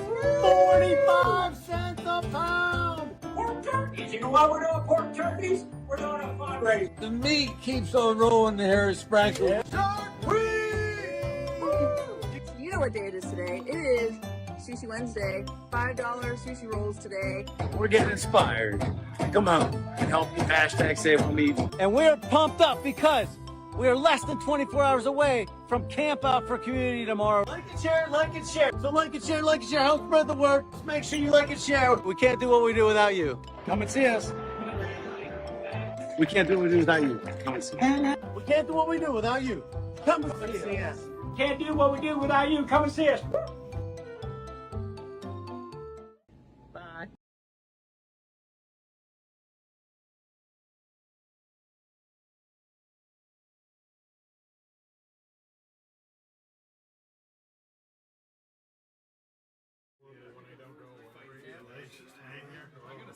Ladies and gentlemen, you're winning a 50-50 ticket.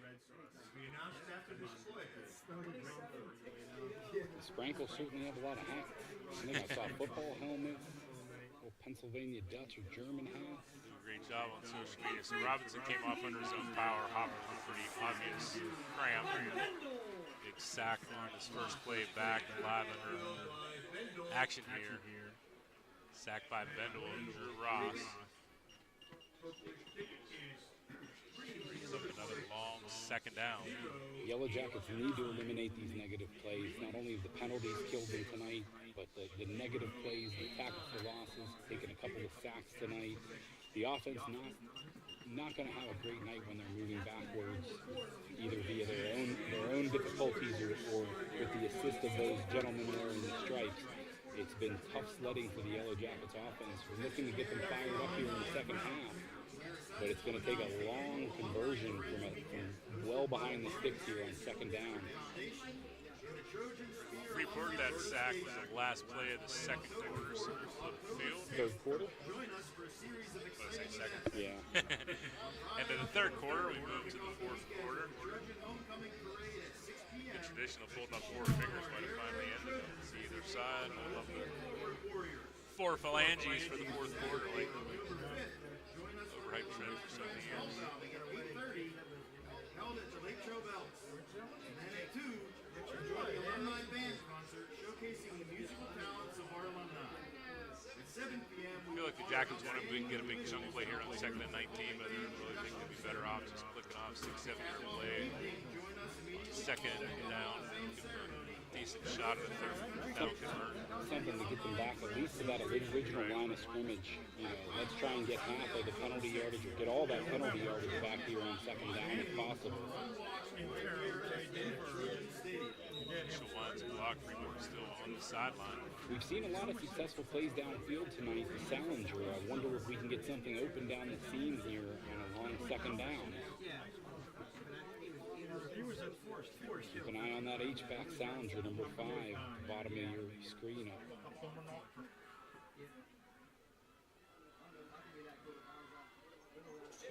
Oh, they were looking for Salinger there. Ball was tipped at the line of scrimmage by Derry. Let's see who had a hand on it. You can see that on the YouTube replay here. Brings up 3rd and 19 for the Jackets. They were looking for Salinger. It's been successful for them. The Jackets went back to the well, but that batted pass prevents the Jackets, and they remain in a 3rd down and what appears to be 20 or 19.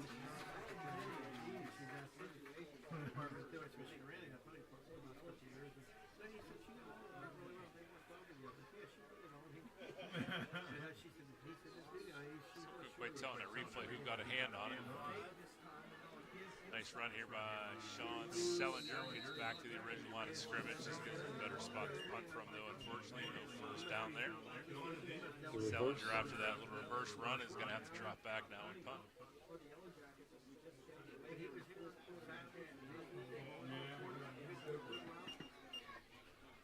It's easy to say let's get something beyond the sticks, but when you're down in a 3rd down and 20 situation, you need to get that yards after catch.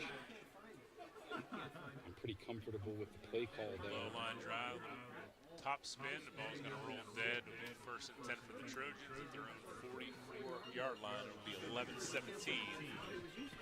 Trojans snap the ball.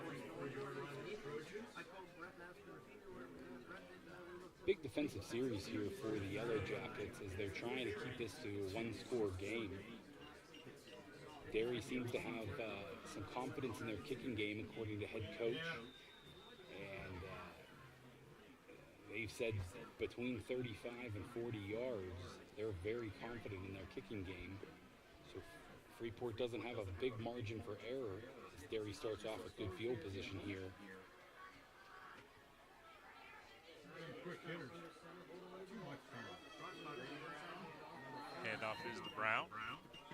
Tackled right at the line of scrimmage. Maybe a 1-yard gain. Yeah, they'll get Like 1 he yard. might have picked up a yard on the play. Hometown spot. Tackle by number 7. Certainly caught him leaning. You stay here a minute.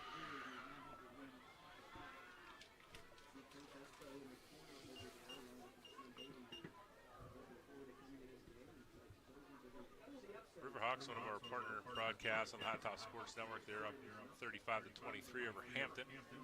Puga, the ball carrier, gets in the line of scrimmage, but no farther. Tackled by a swarm of Jacket defenders. Always have to get that in once or twice a night. Yellowjacket defense. Papuga, kind of a high runner, having difficult time getting much going tonight. The Jacket defensive line able to get underneath him, hold him for a short gain of 1. Straight up and down. Highlands going Rams up 21-7 over Elizabeth forward. Pad level a little high there for Papuga. And we've got another Jacket penalty. The hard count on 3rd down by quarterback Anthony Sacco has been a go-to that has just continued to work all night for Derry here. It's those young outside linebackers, sophomores, Bryson Pegg and Cam Schlegel have been burned a couple times, but they've also had broken up a lot of plays in the backfield too. So absolutely, when you're aggressive and you roll the dice, then you got to live with those penalties, unfortunately. That could have been a false start got there. Another pre-snap penalty. I think that was a false start on the right tackle here. Get 5, get 5. It's back to 3rd and 8. Good student section down here from the Derry Trojans. And you can see senior linebacker Dawson Gaylott talking to his defensive line, reminding them that they just had that penalty for the offsides.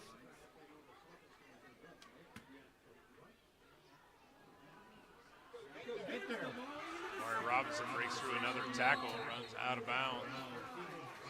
Sneski ran him out of bounds, but not before Robinson. Another big gain and a Trojan first down inside Jacket territory. Robinson picking up chunks of yardage here in the second half. Big chunk ground play is something the Jackets feasted on last Friday night, just haven't been able to get going. Good Derry front 7 this Friday night. Killing them on those counter motion plays.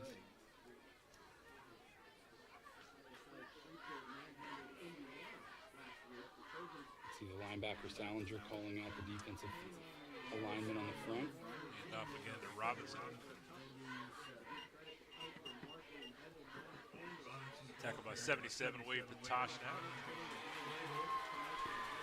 On a personal note, I could tell you Wade Patashnak has just absolutely become a gym rat off the football field. I see that guy in the weight room almost daily. Really put in a significant amount of work to be able to do things like tonight and play both ways in an 86-degree night. Nice. Big handoff almost didn't get delivered to Brady Brown. Cam Schlegel, Dawson Gaylott, Chase Flynn off the bottom of the pile for the Jackets. Jacket linebackers continuing to fly around and make plays tonight. Brings up a 3rd and 7 for the Trojans. nose of the ball right on the 32-yard line of the Jackets. Do we think the count will be hard or soft? You know what I would do. Handoff goes to Robinson. Good tackle there by Danny King. Danny King, yeah. Robinson a little slow this time to get up. You might see some of that fourth quarter cramping coming in on a hot night like tonight. It's pretty breezy. When I went out at halftime, it's a lot cooler. Big breeze coming off the mountain, nowhere near as warm as when we first came in. Yeah, still pretty humid out there. Hey, all I know is my truck said it was like 98 when I got in it, so. On that boot again.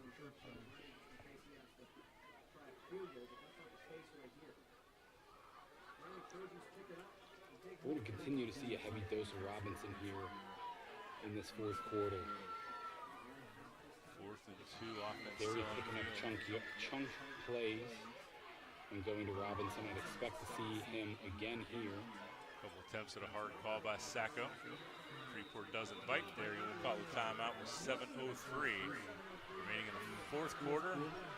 Derry has a 14-7 lead on the Body Revolution scoreboard. We can see them practicing some kicks on the sideline now. Do we think there was an opportunity that we might see Derry bring out the kicking game here? Or do we think the offense is headed back out? I don't see the kicker 45 plus is a pretty good poke for high school.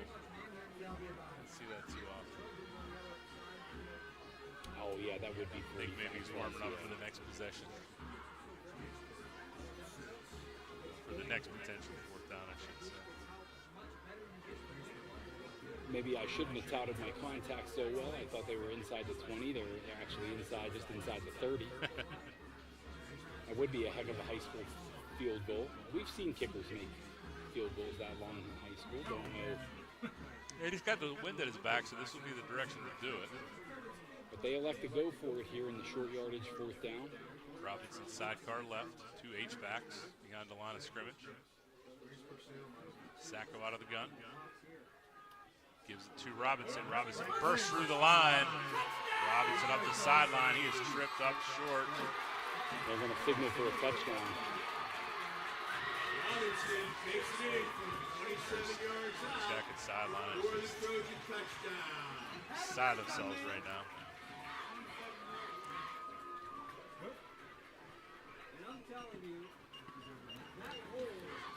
Great run by Robinson.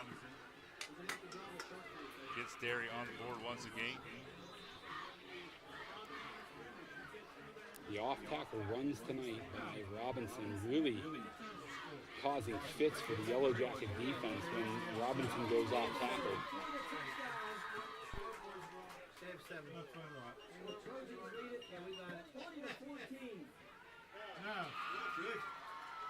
Extra point is up and good. Point after attempt is good. 6:57 remaining in the game. 6:57 remaining in the game here. Derry now up 21-7. Freeport's got its work cut out for them. They need 2 more touchdowns than they've had in the entire game with just 7 minutes left on the clock. Let's see what new offensive coordinator for Freeport can dial up here in the fourth quarter. They played with tempo to come out to start the game. Let's see if they continue to run maybe a faster tempo here with only 7 minutes to go here in the fourth quarter.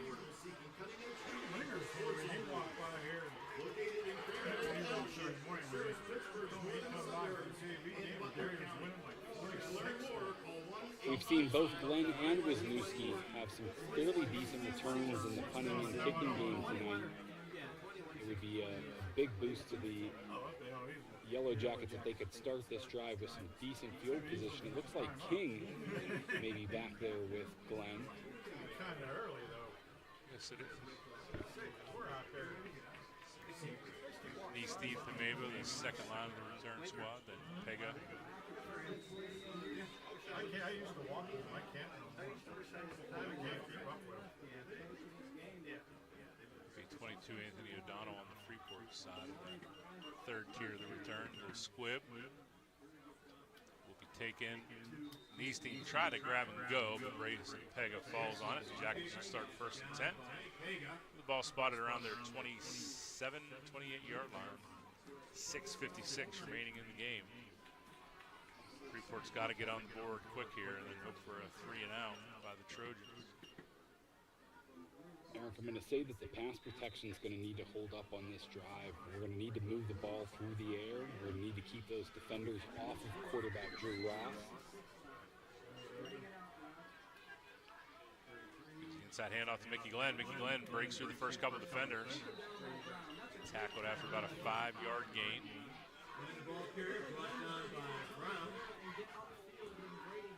Second and 5 for the Jackets. Clock continues to roll.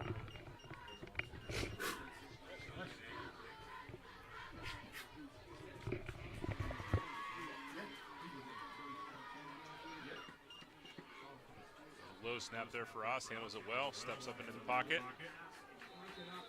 Pass falls incomplete. I believe intended for 5. Sean Selinger. He's a little bit slow to get up. Hit from the front and the back there.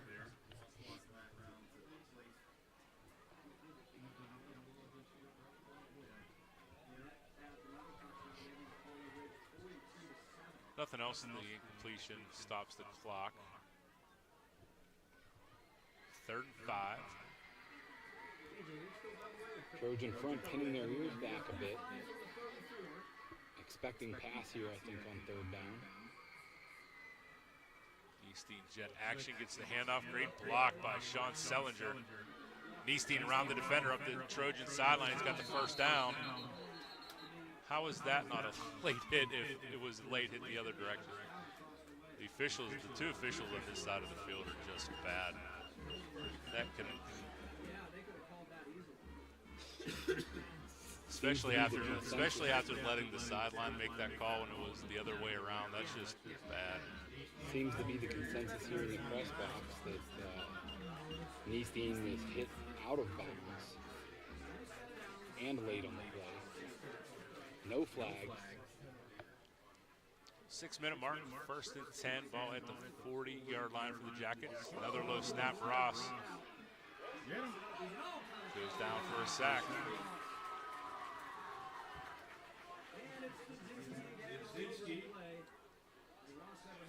And the theme of the night for the Yellowjackets has been mistakes, penalties, negative plays. It's continued to plague them here in the 4th quarter as they trail with just about 5.5 minutes to play here in the 4th quarter. Well behind the sticks on this long 2nd down play.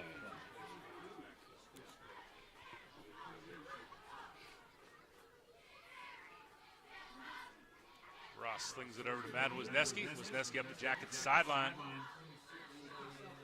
Tries to get back to the original line of scrimmage and bring up about a 3rd and 12 as we approach the 5-minute mark of the 4th quarter. Stretching close to that 40-yard line. They're going to spot him at the 38, 2 yards back of the 40.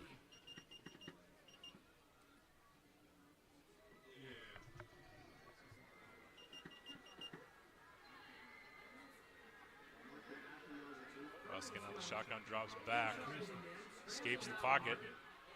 Tries to get back to the line of scrimmage, nowhere to go. Finally wrestled down. That's going to be another sack for the Derry defense.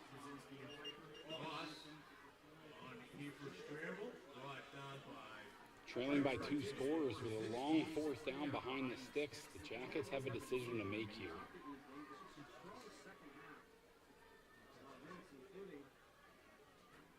Different personnel coming in indicates a punt here. Selinger drops back.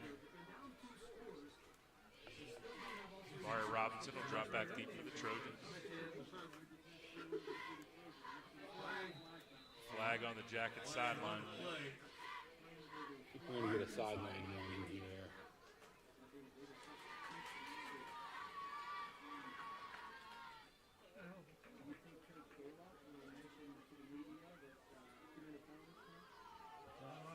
That is a sideline warning against the Yellowjackets.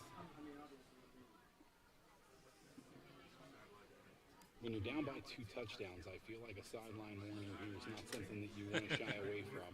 It's almost like, you know, in hockey when you're down a couple scores and maybe you rough up one of their defenders. Right. It's good to see the Jackets sideline getting passionate here in the fourth quarter.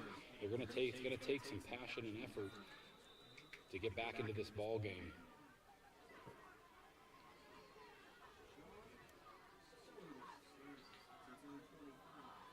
Good snap for Sellinger. Not his best punt of the night. He's got to roll out of bounds. I think that came off the side of his foot there. Yep.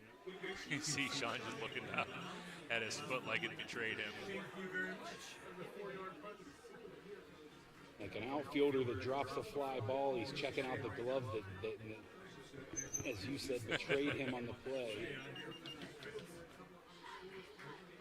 It's been a tough night all around for the Jackets. If there's any silver lining, it's that non-section games don't hurt you too much. It may hurt a little bit with the seedings, but it's really the section matchups that really determine whether or not you go to the playoffs. So. And the Yellowjackets starting off the season with both games on the road, I think coming out with a, you know, with a 1-1 record is not the end of the world here. Right. You know, when you've got this non-section, as you said. More experience than last year, but still a young team. A lot of the core of the team is sophomores and juniors. There are a lot of impact seniors, but a whole lot of football from a lot of these players still to come. I mean, I'm excited what I saw from some of the young linebackers tonight. You know, Pega, Schlegel. Schlegel's had really a fantastic game tonight. I'm happy with what I've seen from the linebacker play. The defensive line got some good penetration early in the game, but it's really been the story tonight. It's just been those penalties and negative plays on offense.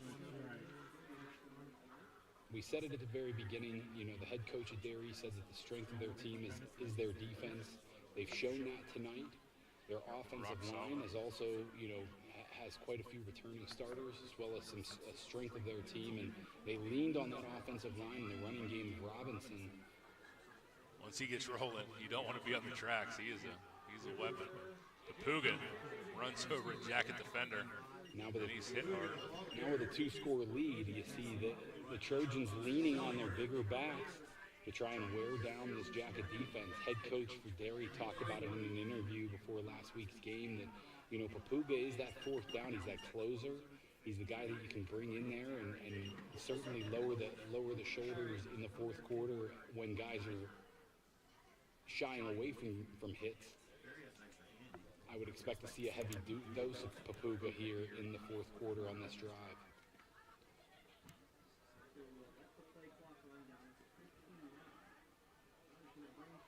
Little snap there for Sacco. Handoff does again go to Papuga. He's near the first down. A little bit of after play action there. No flags though. Looks like he's got to be marked about a yard short. Fourth down. Bigger thing than the first down is really the clock continues to roll up to the 2-minute mark for the Trojans. Derry certainly happy to grind this game out with the run. Take all 4 downs to pick up a first down while draining the clock is certainly acceptable to Derry, I would say. Trying to ice this game away. Papuga once again. He looks like he's going to be short of the sticks there, Eric. I don't think they mind. The bigger thing was the clock. Jackets have only had 1 touchdown this far. I don't think they're going to get 2 in 1 minute and 23 seconds, unfortunately. So definitely a clock management possession there. Didn't need a first down, just needed to grind some clock out, and they were successful in doing that. Well, I know the Jackets, and the Jackets still have 3 timeouts on the board. So Jacket faithful at home know that we have some playmakers who can score quickly. Mickey Glenn has shown that with his running ability against Indiana last week.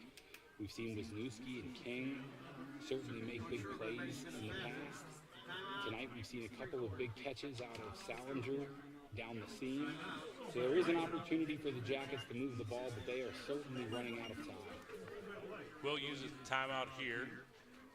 Just a coaching moment, obviously. The clock was already stopped, so no advantage to, in terms of the flow of the game, to call a timeout here, but definitely has been our best effort tonight, boys. Let's finish strong and give us something to build on for next week.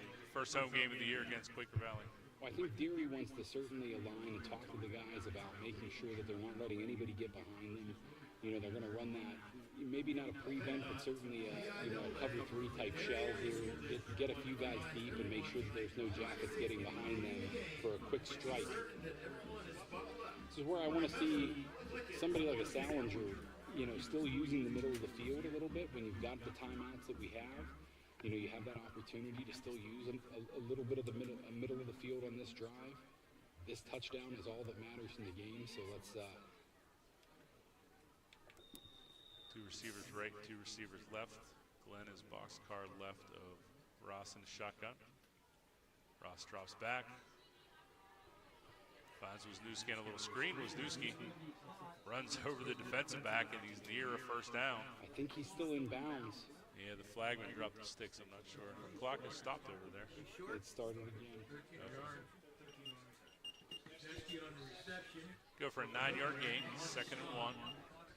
Freeport elects not to use that timeout here. They have 2 remaining. Trojan defender gets off the sideline, but a whistle. Now Freeport will call that timeout.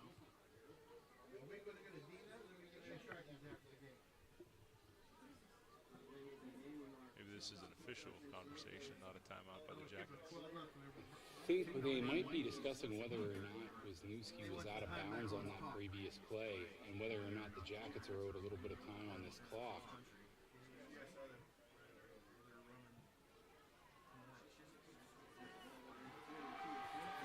It appears that they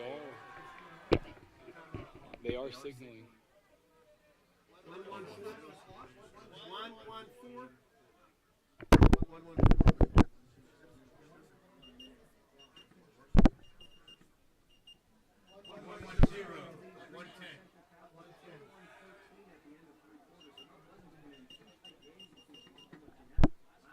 Close enough. So 1:10 remaining on the clock. So it does appear that Wisniewski was able to get out of bounds on the previous play. They're going to put 1:10 back on the clock.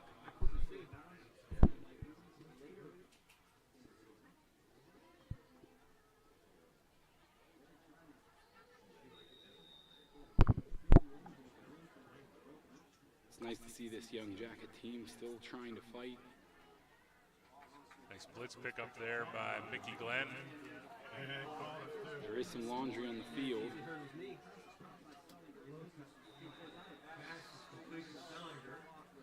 Pass is complete to Salinger, but a flag on the play.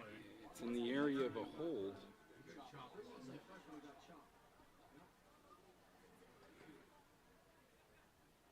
I think they're going to call that on Mickey. I think so. I didn't see him and the defender engaged with anybody else. Wasn't at all. I think he just hit him low at the knees. And that is a penalty, even though he wasn't engaged with another blocker. Again, it's officials on the 2 officials on this side of the field. It's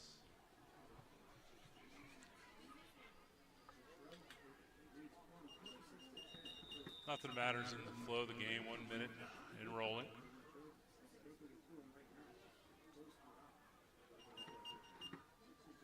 That handoff to Mickey Glenn on 2nd and long.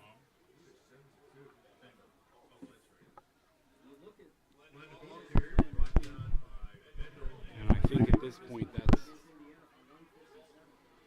point that might be it for the Jackets. That inside handoff to Glenn here. And they're letting the clock run. 3rd and about 15. Ross drops back, fling it downfield. Up by Madden Wisniewski, tries to get to the middle of the field, but nowhere to go. Maybe about a 7-8 yard gain, brings up a 4th and about 7 or 8. 10 seconds and rolling here. And who do the Jackets play next? Quaker Valley, Quaker next Valley. Friday night. Home, Friday night at Freeport Athletic Stadium. That'll be the final play of the game. Final score on the Body Revolution scoreboard will be Derry 21, Freeport 7 here on the High Top Sports Network. Who's your player of the game? Amari Robinson. I'd have to give it as well to Damari Robinson. I also want to give props to that Derry front seven. The linebacker Brady certainly held the Jackets to minimal yardage on the ground tonight.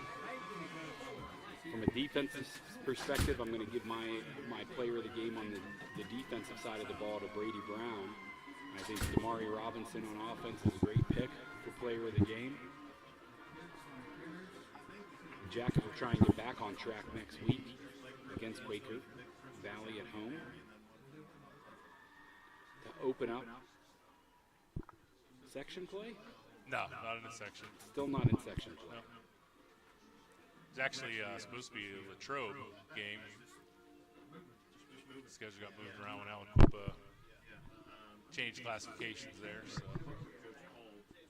just kind of switched our schedule around a little bit. So, like you said earlier, though, 2 long road trips to start the season, tough for still a young Freeport team. So to leave there 1-1, not the worst thing in the world. Started with a big win against Indiana last week and got punched in the mouth a little bit. Like I said, it was more self-inflicted. Not taking anything away from Derry or Damari Robinson, but I think the Jackets more than anything beat themselves. They had an uphill battle against a strong Derry team as well as a decent effort from the 12th man. 12th and 13th man carrying the yellow laundry tonight. Nothing against the officials. They had a great game. They called a lot of, I didn't see a lot of questionable calls. I saw a couple of questionable no calls, but really overall a very good, strong game by the officiating crew tonight as well. A couple questionable calls, from our perspective here along the Derry sideline, but I don't think it really, the bigger factor was the self-inflicted wounds by Freeport, and they'll learn from it. It'll be a rough week of practice, I'm sure, for the Jackets, but a little home cooking next Friday night against Quaker Valley.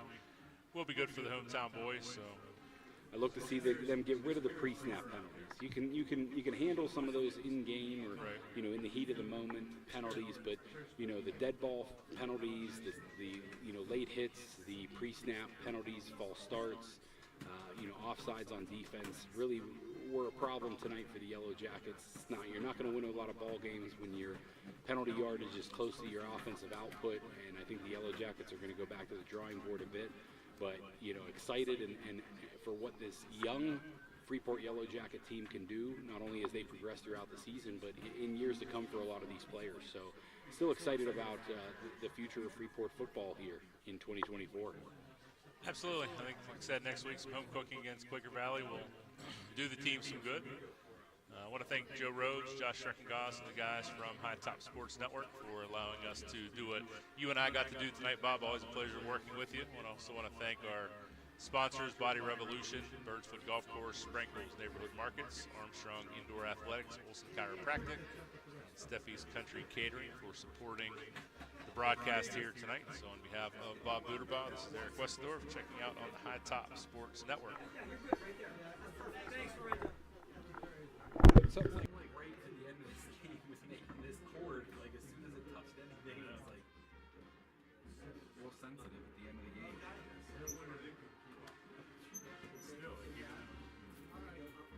Alright, how can I help pack this stuff up? Start by unplugging a few things.